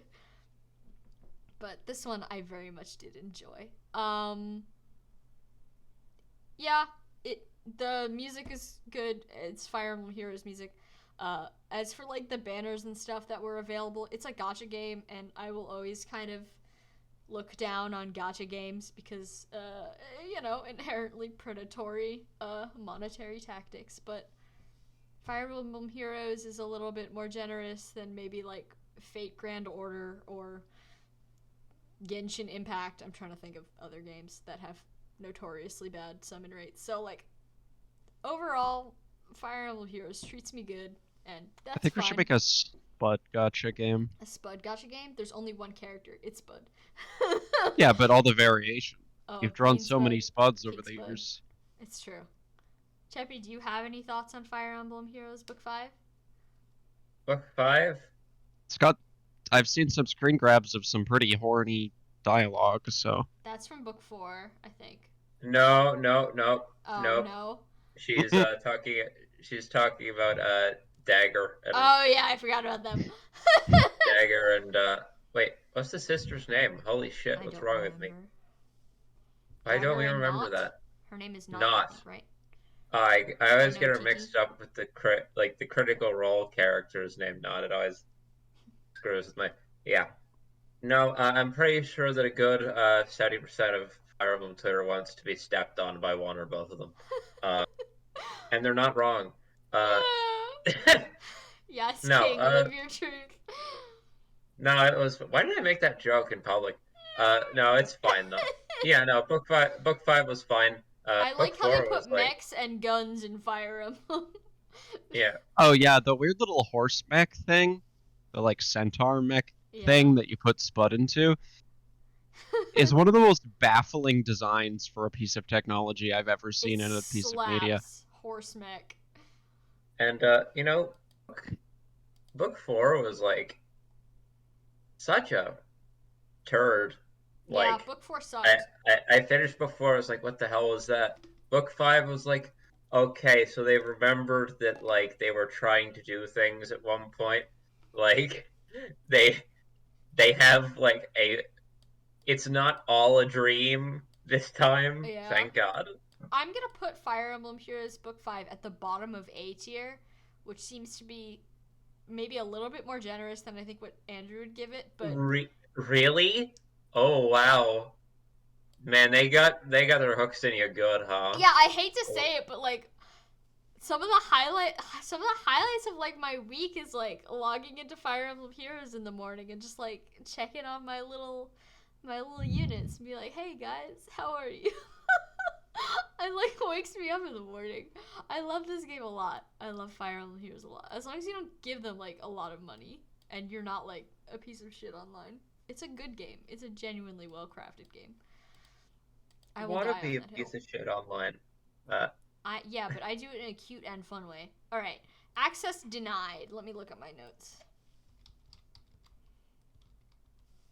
I spelled denied wrong. Okay. This is a little puzzle game where your goal is to get into a variety of safes. I played this in a Discord chat where Andrew gave me all the answers because I am bad at puzzles.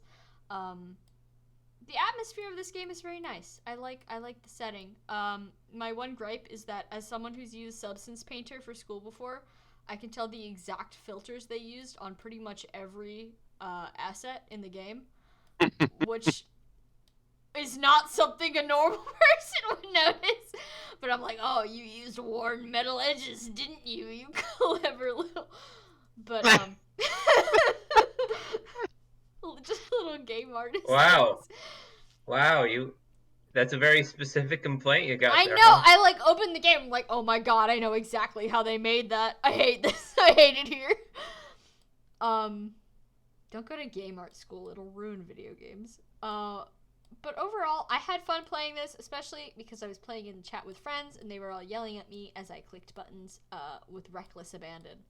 So I'm gonna put this in the bottom of B tier. It's just a nice little one sitting puzzle game. I thought it was good. All right, Cheppy, tell us about Velfaris. That's how you're pronouncing it? All right, sure. How do you pronounce it? I mean, I don't know. I call it Velfaris, but I guess it's whatever. Here, let me just open by being as pedantic as I possibly can. God, so this game I only started playing, like, I think a week and a half ago? A week ago? It's on the list of 2021 games. Barely. Like, it skidded in at the last second.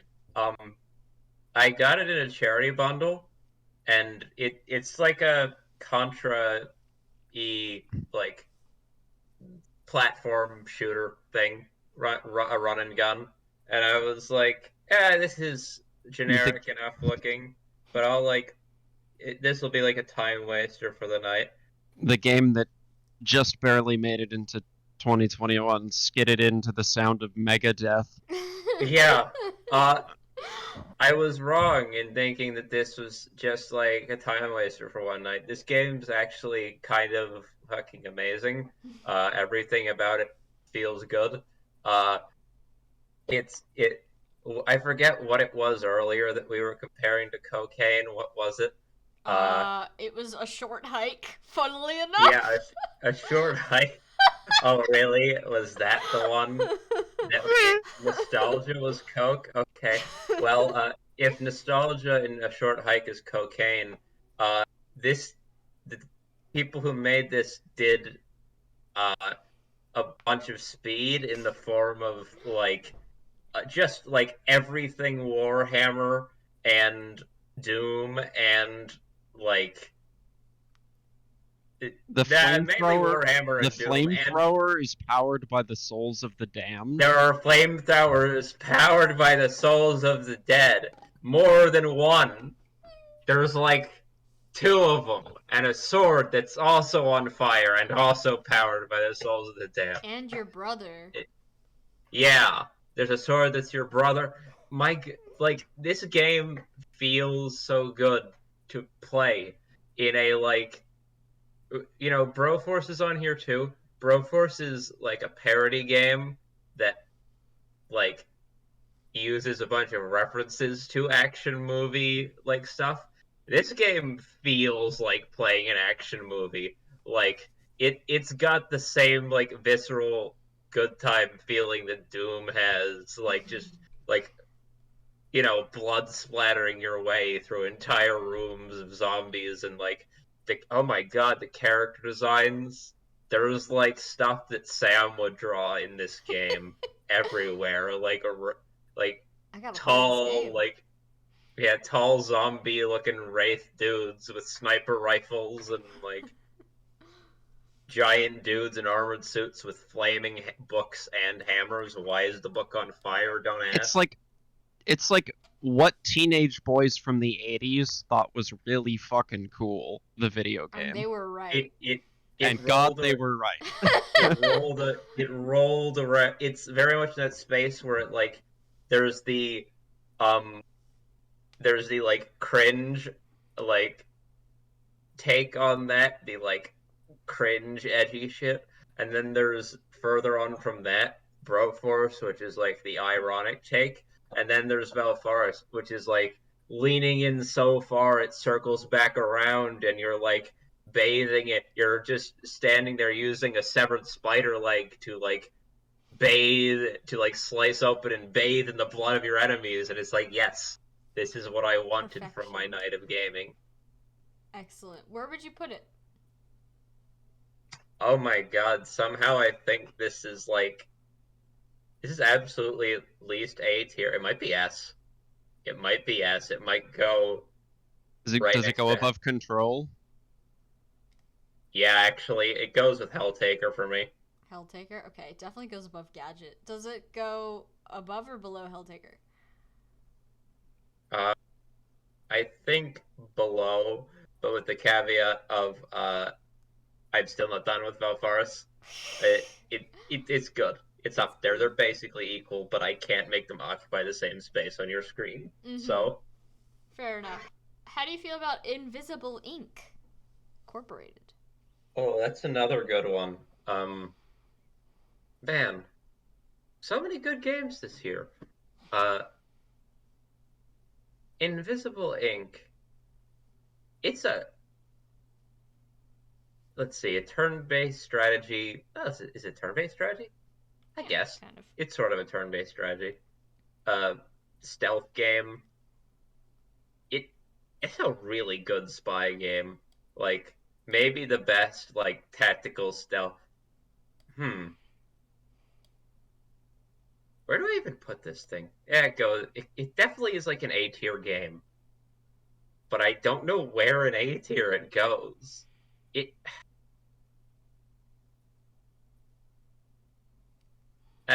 Let's put it about where Broom is, because it's right here. Yeah, Broom. Yeah, I played a little bit of Invisible Ink back in high school, but I didn't get far because stealth games aren't really my thing. But it was a very polished game from what I remember. It's very polished. I've had, what I'll say is, Stellaris and stuff are good for the role play grand strategy element, but this might be the best tactics game I've ever played in terms of just doing a game that makes you think about and do stuff on turns. It's pretty good. Mm-hmm. All right, the next one is one of mine, Abyss Odyssey. This is a weird little game. So I picked this up back in high school. I tried to play it and I did not understand it at all, so I just stopped after 5 minutes. And then I finally sat down to actually play it this year. It's a roguelike game.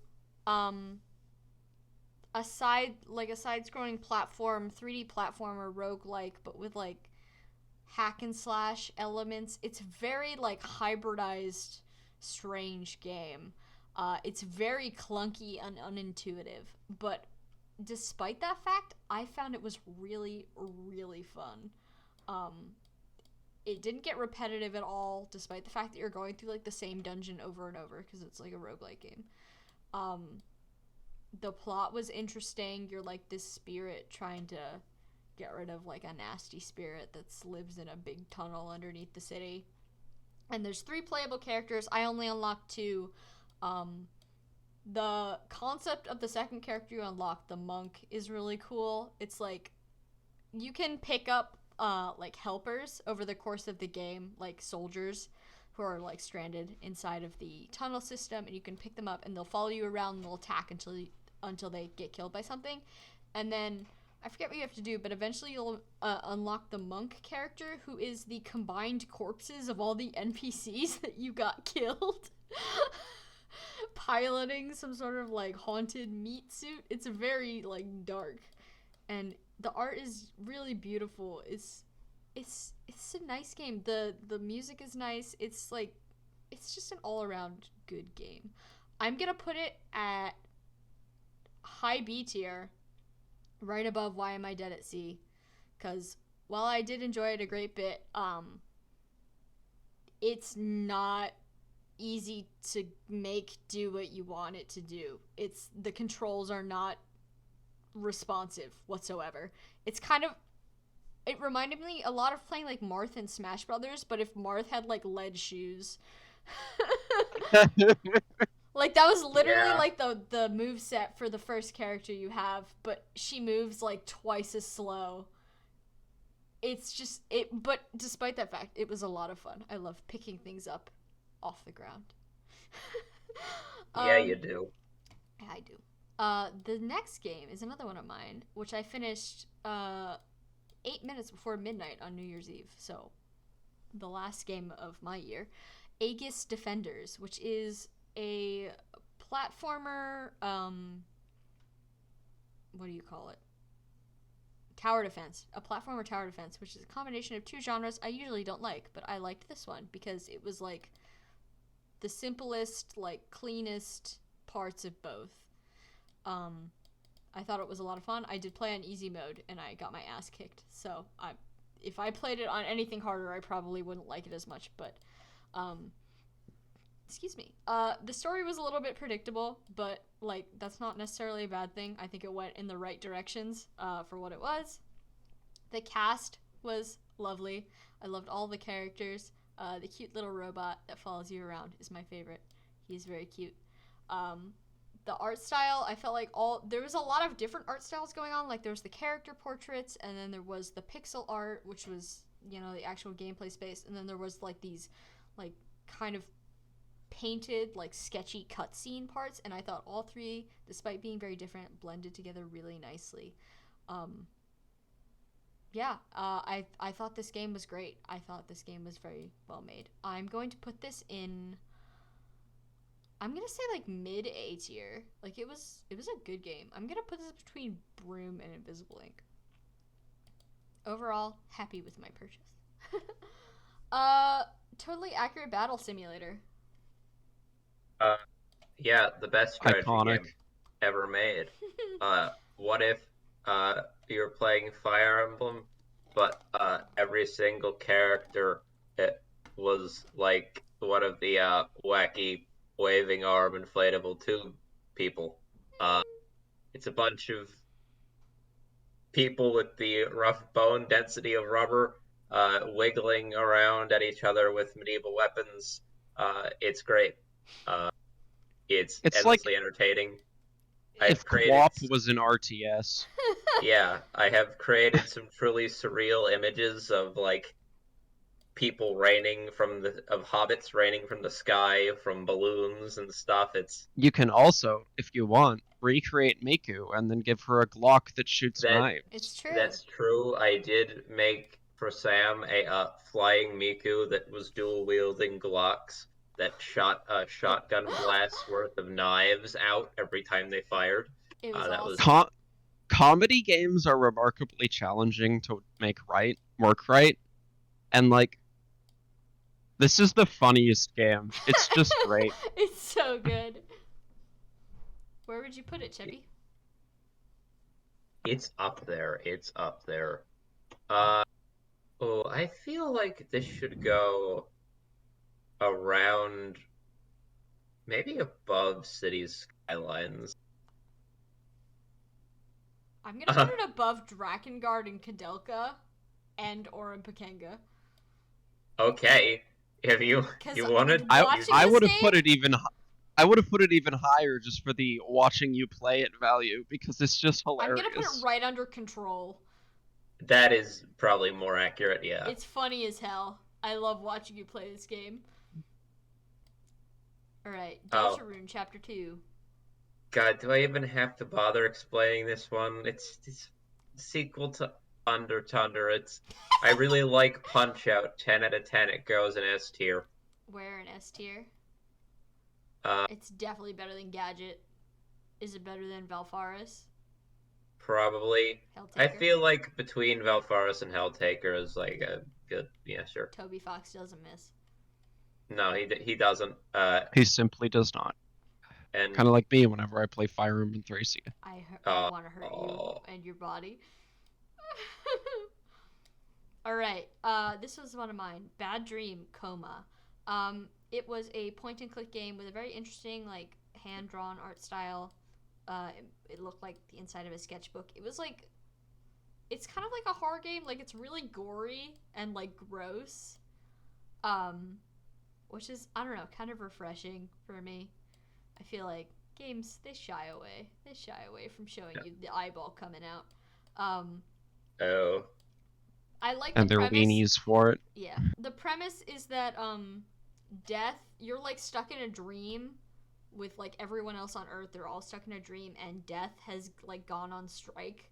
So even if someone gets, like, completely mutilated, they're still alive, but they can't heal. So you're just, like, you're trying to, like, find death and get them back on the job before everyone is just, like, a pile of seething meat. The actual gameplay is fine. The puzzles are, like, a little bit boring and don't make that much sense. But that's just you. Yeah, I saw in reviews that people said the same thing, so I don't think this one's just me. It's very like it's a surreal game. It's like surreal. But I enjoyed it. I thought it was interesting. But like I wouldn't play it again, if that makes sense. I'm gonna put it between these two games, between Dandara and Element TT. Like it's a reasonable game. Ollie and Bali Outdoor Estate. Oh, that's another sock pop one. That's okay. So the first thing to have to understand about this game that's placed on this list, my judgment is of this game is based solely on the experience of playing what's supposed to be a 2-player co-op game. Oh, I saw Cheppy play this. It was hilarious. Yeah, on my own. They have a baby's first AI in there who will follow you around and do stuff, but he's very stupid, and so, it's a little limited. But Ollie and Bali was, in the same way as Broom, it's one of the most, like, weirdly, like, organic gameplay learning experience. It's just a puzzle game about doing yard work, basically. You have to go and build a fence. You have to, like, cut down some trees and plant some flowers, which sounds just like Stardew Valley.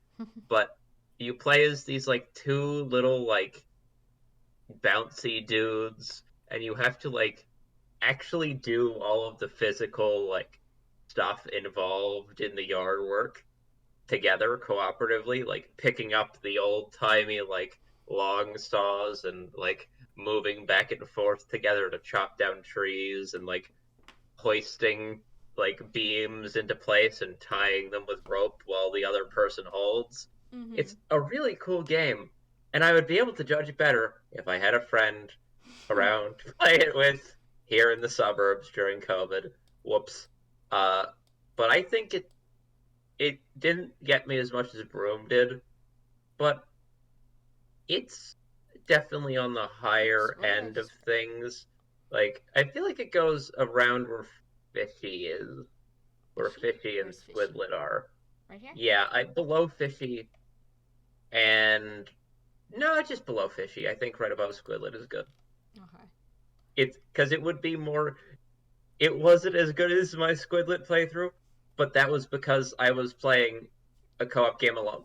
Yeah, that's how I played Portal 2 in middle school, because I was lonely. Oh, mood.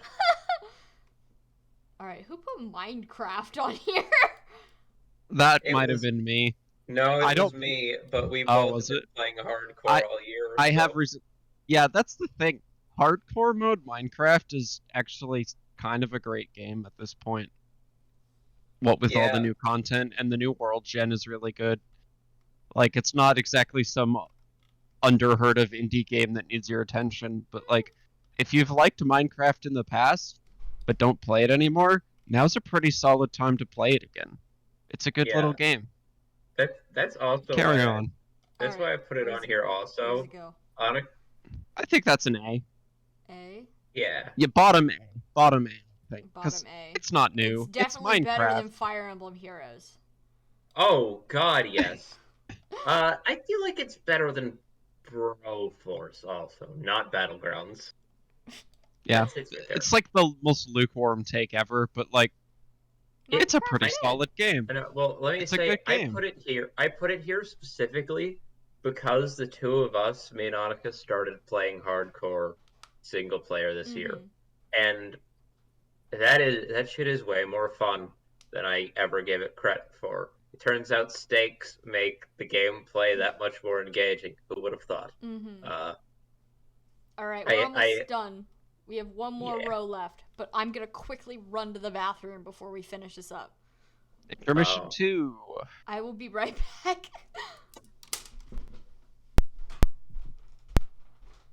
hmm.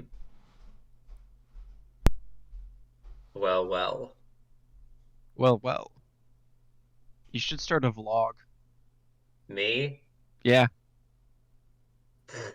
Yeah, sure. How many people do we have in the audience right now? I'm not sure. It might just be me.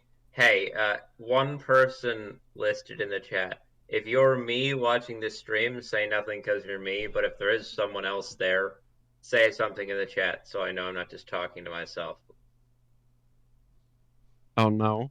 It might just be me at this point because everyone went to bed because they're reasonable people. And it's 11. Well, Sam's probably Yeah. going to record this and upload it later for posterity, so. Yeah, and also this conversation will get to be on that. Yes, yes, it will. They get to hear Hello, us people discussing of the it. future. You're validating our present beings by watching this. I am back. Andrew Oh, doesn't shit. think that he's real unless someone looks at him. Yeah, I mean It's that one's true. true. It's true. All right, let me look up this next one because this is one of mine. That's Mother 1. That's Mother 1. It's very old RPG. It's Like definitely catnip not for Sam. aged well. It's Is it better or worse than Earthbound? Here's the hot take of the evening. I think it's way better than Earthbound because it's just got a different vibe. Like it's still like a very humorous, lighthearted game, but because it's so old, there's just like a layer of just like cryptid over the whole thing. Like especially like parts of the game that like Magicant, that place you can teleport to. Mm-hmm. Like it's just so weird and like kind of creepy. Like it's supposed to be lighthearted, but just because it's so old, it looks It just, comes off as it's unnerving. like a little Yeah. bit off. Yeah. And also while I was playing Mother 2, that happened to be the week that we were watching the Ghost Stories dub. So I have transplanted fond memories of playing this because I was also listening to the Ghost Stories dub. True. Yeah, true story. The only reason that Sam was able to make it through Mother 1 and didn't make it through Earthbound without getting drawn away by the call of genealogy was because she was listening to ghost stories in the background. That's it. That's the only reason. I hate that that's true, but I genuinely, like, regardless of what I was listening to in the background, I think that the vibes of Mother 1 are just, like, strange. Like, it's just, it's creepy. It's creepy, and I like that. I'm gonna put it at, I'm gonna put it right below Highly Responsive Prayers. I think that's a good place for it. And also the music, banger. I mean, Mother music, always a banger. Alright, Dark Deity. The not Fire Emblem game. Let me look up my notes for this one, because I definitely have some. Dark. Nope, that's Darkest Dungeons. Alright, Dark Deity. Well, I can't really talk about this game without comparing it to Fire Emblem. I'm just gonna treat it as if it is, like, cousin of Fire Emblem. The tier ring approach. Yeah, it's so very, very close to it in just like every possible way that not talking about this game without talking about Fire Emblem is pretty much impossible. The duck typing issue. If it looks like Fire Emblem and it plays like Fire Emblem, it's probably Fire Emblem, unless it's Advance Wars. It's basically just Fire Emblem. Advance Wars. I'm too tired. That wasn't that funny. I know, it's so late. It's okay. I promise this will be done before we hit the 4-hour mark. It's alright. We can do this. We're in the home stretch. Okay, so Dark Deity. The plot was very generic. It was very traditional, like, go stop the big bad guy before he destroys your nation. Which is fine, Have you know. met Fire Emblem? Yeah. It's Fire Emblem, whatever.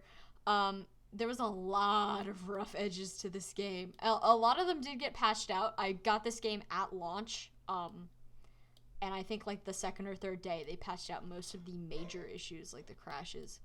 But it's still, you can tell it's made by like an indie team and not Intelligent Systems. What a pretentious name for a studio. I've thought of that for a while and never said it, but you know what? You're right. There's a lot of characters in this game that felt very much like Benchwarmer Thracia grunts, but the difference between Benchwarmer Thracia grunts and this game is that in Thracia, characters have 1 to 3 lines of dialogue if they're not the main character. There was a lot of dialogue for every character in this game, but there was still a lot of characters that I felt like I did not know them at all by the end of the game, even though they were talking a lot. So I felt like this game had a lot of that, like, old Fire Emblem problem where they'll just, like, dump a bunch of characters on you at once and be like, oh, well, have fun. Especially since in this game, there is no permadeath mode. At least I didn't see one when I was playing. There might be now. I don't remember. But since I wasn't playing on permadeath mode, like, there was no need to have so many characters. Because the point of having such a big cast in Fire Emblem was that they're expecting you to play as intended, and when someone dies, you just replace them. This game kind of had the flaw where it was like, oh, we don't need to have that many characters, but maybe because people are expecting the cast to be big, we should make the cast big, which, I don't know. It felt like certain other characters weren't given their time to shine because of it, and that feels kind of bad. But other than that, I thought it was a nifty little break from my usual Fire Emblem playing.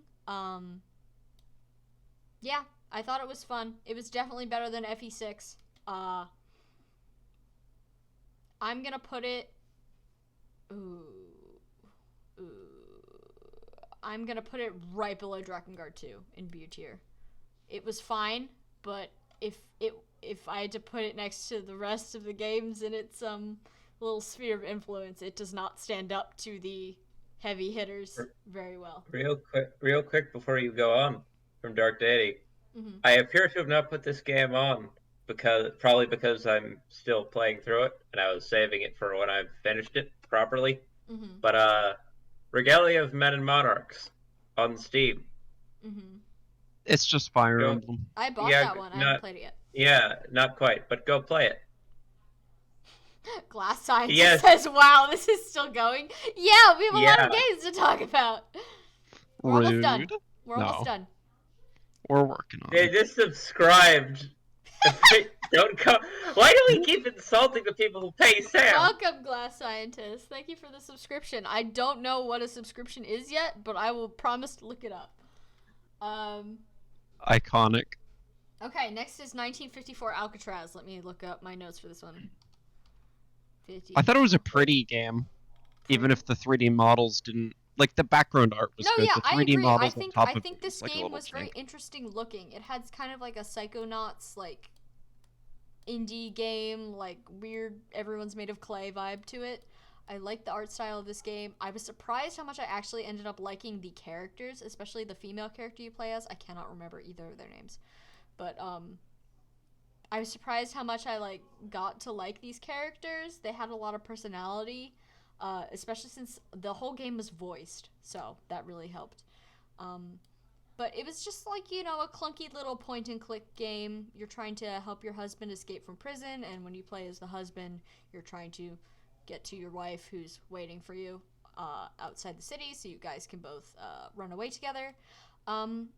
I thought it was pretty good. It's a fine game if you like point and click games. Decent. No great cinematic masterpiece, but yeah, I thought it was good. I'm gonna put this in B tier. I'm gonna put it above Boar. Yeah, I'm gonna put it right above Boar. Alright, Bloodstained. Bloodstained. Another Metroidvania. I wonder who put this one on the... yeah, no, Bloodstained is a good game. It's a bit rough around the edges at times, and Hollow Knight is, perfect. There's, not an ounce of fat on that game that doesn't belong there or doesn't make it better in some way. Mm-hmm.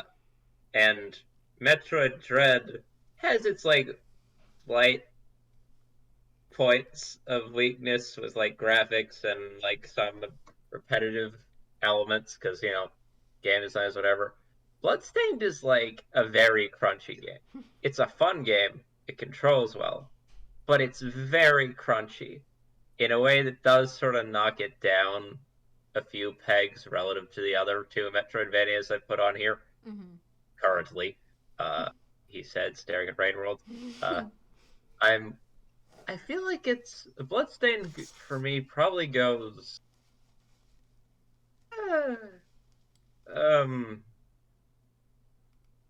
You know what? I feel like it might go just above,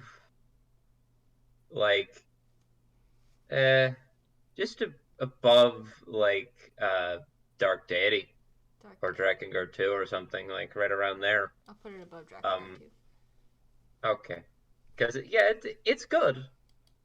I love it, but my God, it's got some competition. It's got flaws, yeah. Yeah. Alright, the next game on the list, and we'll speed through these last few, because... Please do. We'll speed through I will talk about Rain World forever. Don't let me do that. Okay. Nier Reincarnation is the Nier mobile game. Overall, I think this game is really good as far as mobile games go. The graphics are beautiful. The art is beautiful.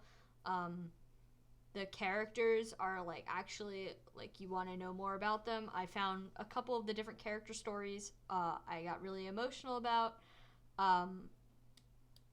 It's just a really good game. The premise of it is, I think, ingenious. So in the Drakengard games, every weapon that you pick up has a weapon story, a 4-part little mini story that is just okay, here's how this weapon came to be. And that's what the Nier Reincarnation's entire thing is about. You're basically just playing through different weapon stories. So each little chapter is its own self-contained little adventure. And that works perfectly for a gacha game. Its two main flaws are A, it's a gacha game. We don't like gacha games here. And B, the combat is actually really not fun. That's Drakengard for you. I didn't realize it was a turn-based game until I'd been playing for a month, so that's automatically something's wrong. Oh jeez. I was actually in the beta test group, so I got to play this game a couple months early. Yeah, once you chew through all the story content, and of course, the music is beautiful as well.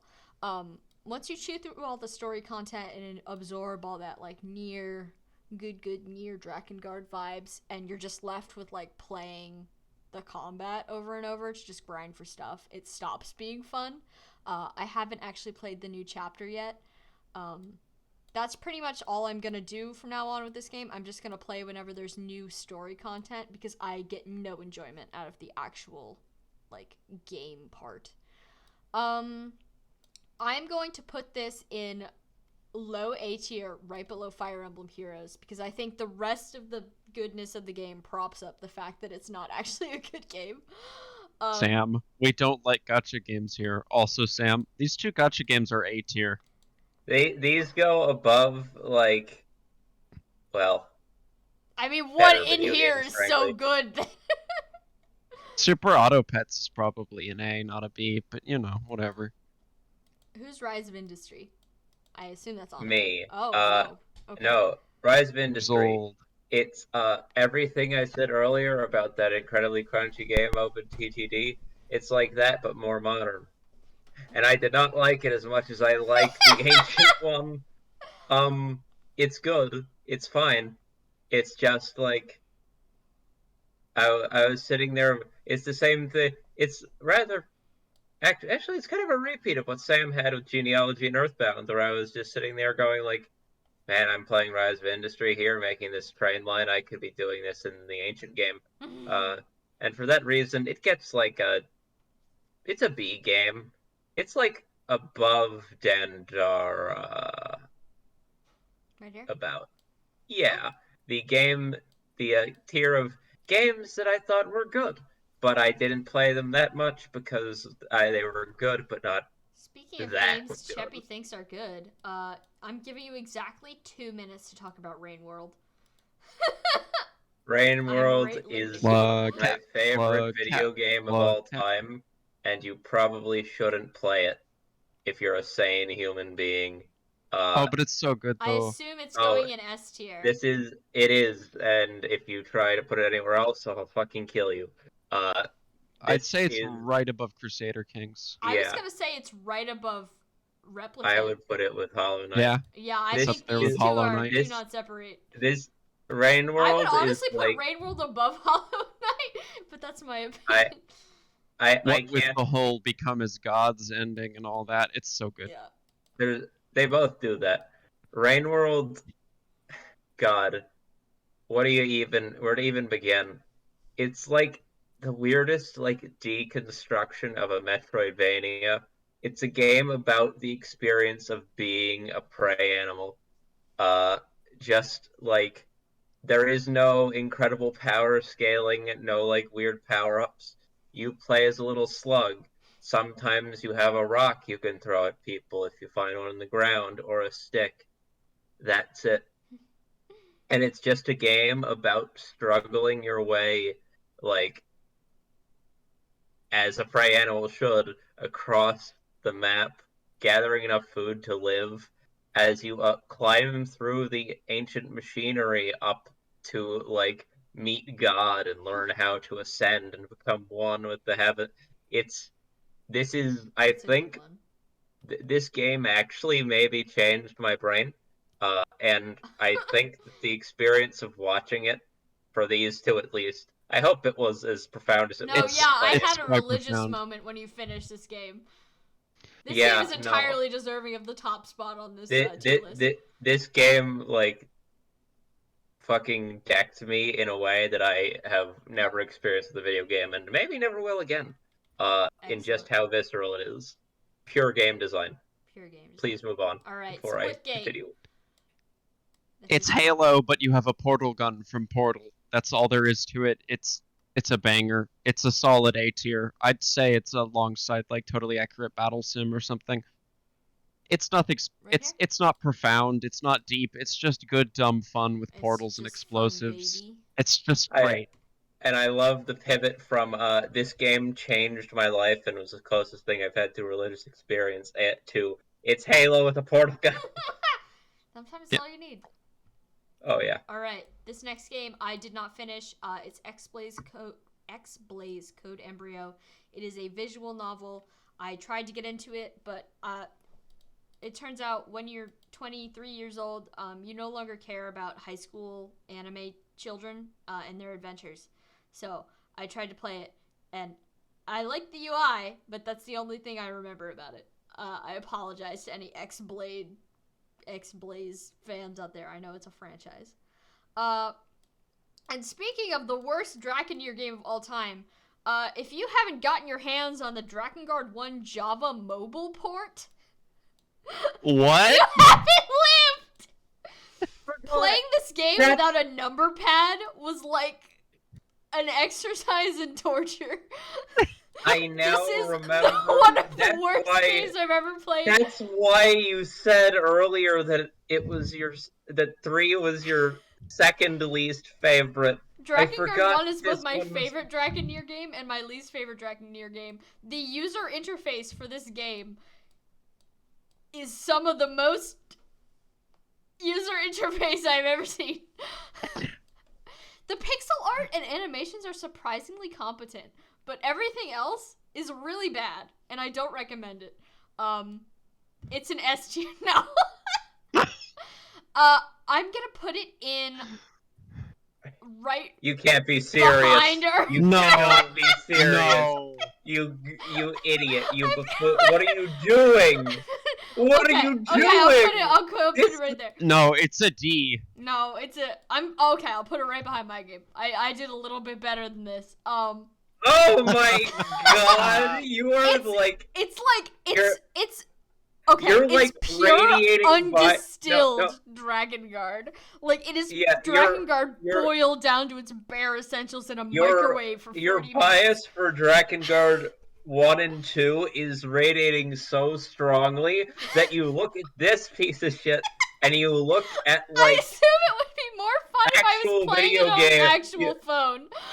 You look at that piece of shit and you look at actual video games on this list below it and you're like, oh, I don't know. I think this might be better. I'll put it below Toho.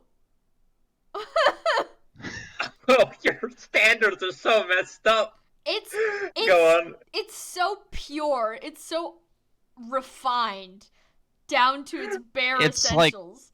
It's like uranium. It's the Everclear of video games. It's like touching it's just raw uranium. ethanol.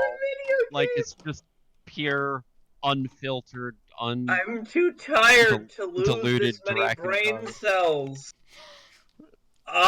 Anyways, I highly recommend buying an actual Nokia phone to play this because it does not play good on computer. Why would you? For the genuine Drakengard experience, Chapeka. Come on, keep up. Alright, the next game is The Adventures of Pip. Hold on. Alright, I like this game. It was a platformer, but it has the unique mechanic where you can switch between 3 different forms based on 3 different levels of pixel density. So you can play as a little pixel dude, and then a fully rendered little man. I thought that was a unique mechanic, and I had a lot of fun playing this game. It was humorous, but the humor did not bother me because it was extremely self-aware that it was a video game, and I enjoyed that because I like video games, because I'm a nerd. And when I see things referencing video games, I go, haha, I do that. And then I'm going to put it in low A tier. I'm going to put it, I enjoyed it more than I enjoyed Arrow, but not as much as I enjoyed Aporia. I'm going to put it right between Heat and Super Hot. Heat signature. Cool. Alright, Deep Sky Derelicts. We're almost done. Yeah. Deep Sky Derelicts. I kind of picked it up on a whim because the cover art's got a skull on it. And I was like, sure, why not? And it sort of reminded me a bit of Darkest Dungeon. Yeah, it really do be that, though. Like, it's a weird, like, sci-fi roguelite card game RPG. Like an RPG where you use, like, cards as a...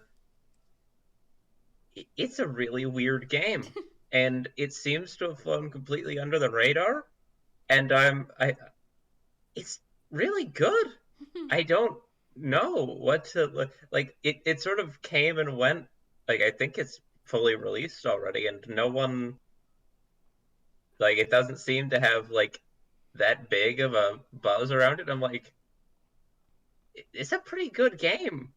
I don't know. Like, I put it here almost on the basis of, like, if you're a Darkest Dungeon person or anything like that, like, check it out, because it's cool. It was scratching that itch that I had for Darkest Dungeon 2 before that came out, so do it. Where would you put it? God, it goes in, like, lower A somewhere. Above like around, like, right above Heat signature. Right above you. Oh, you know what? For me, right above super hot, actually. Right above super hot. All right. Solid. All right. What is this? War Thunder? And we close out.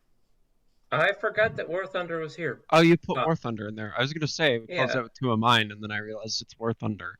Yeah, I returned to playing War Thunder, which is a game I played a lot in high school this year.